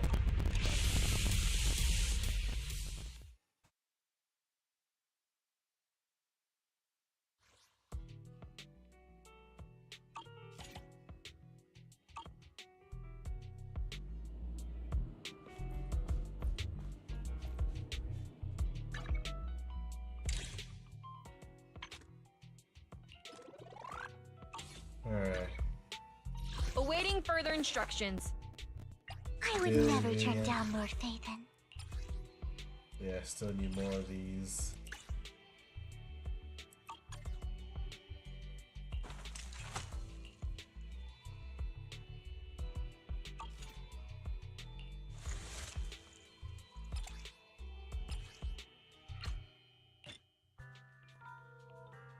Oh. We'll do anyway.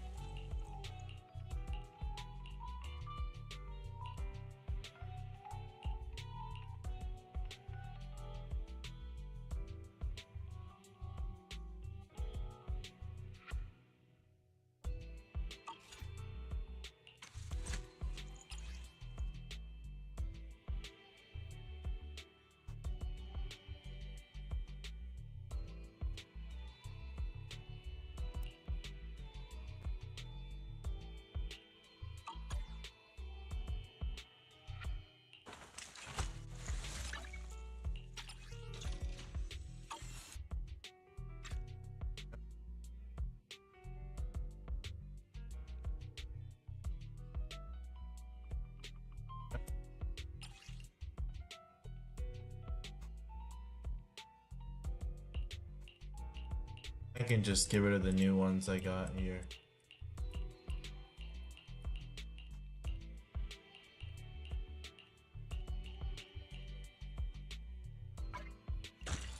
I'm sure that's fine.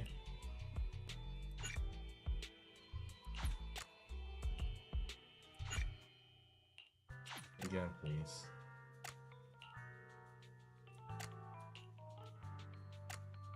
What if I do this?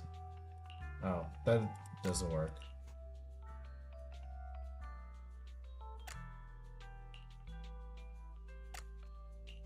Yeah, and just in case these are for like to be placed on some characters temporary. But still, the passive on this one, the revolver vortex, pretty good.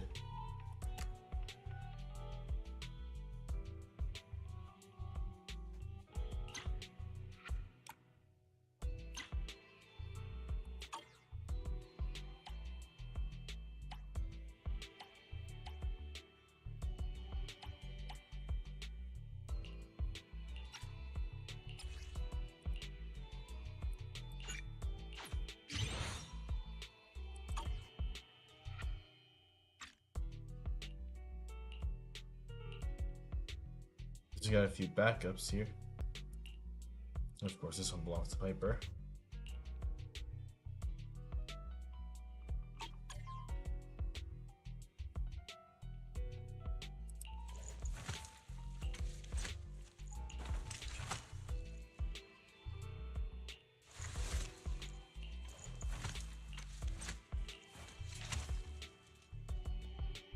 He's like all locked in. And she's like, Good day, Lord Phaeton. let's see, Hugo.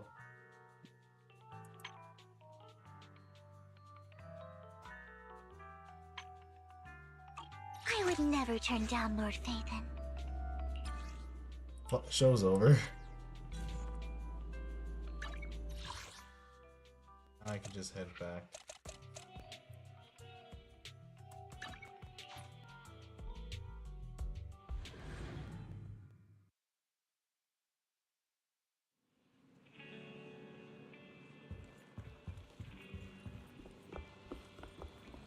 I should take a look here.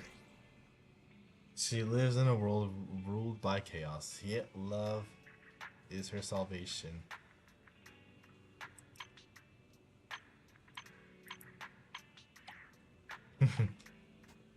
Sting. She got the fire.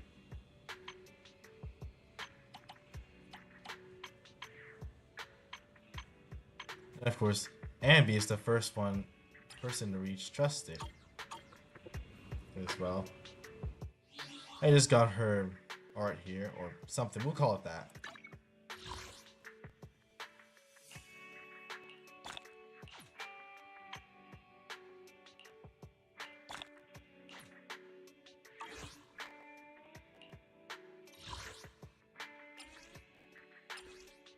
Like some people now.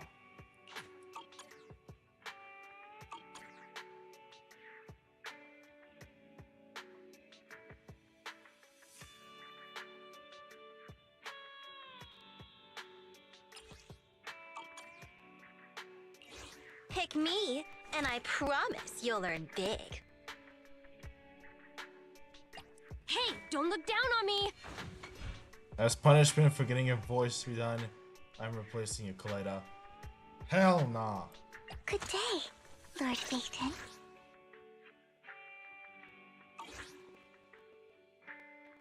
Oh wait, that's not under Kaleda's control. Still, how dare they?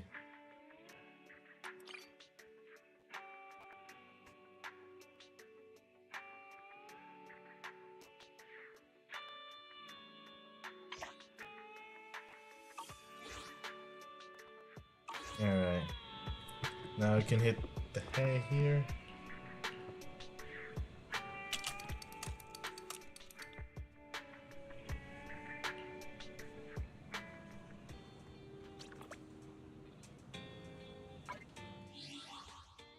I'll call it a day here. Thanks for tuning in, everyone, or anyone who's watching. Peace out.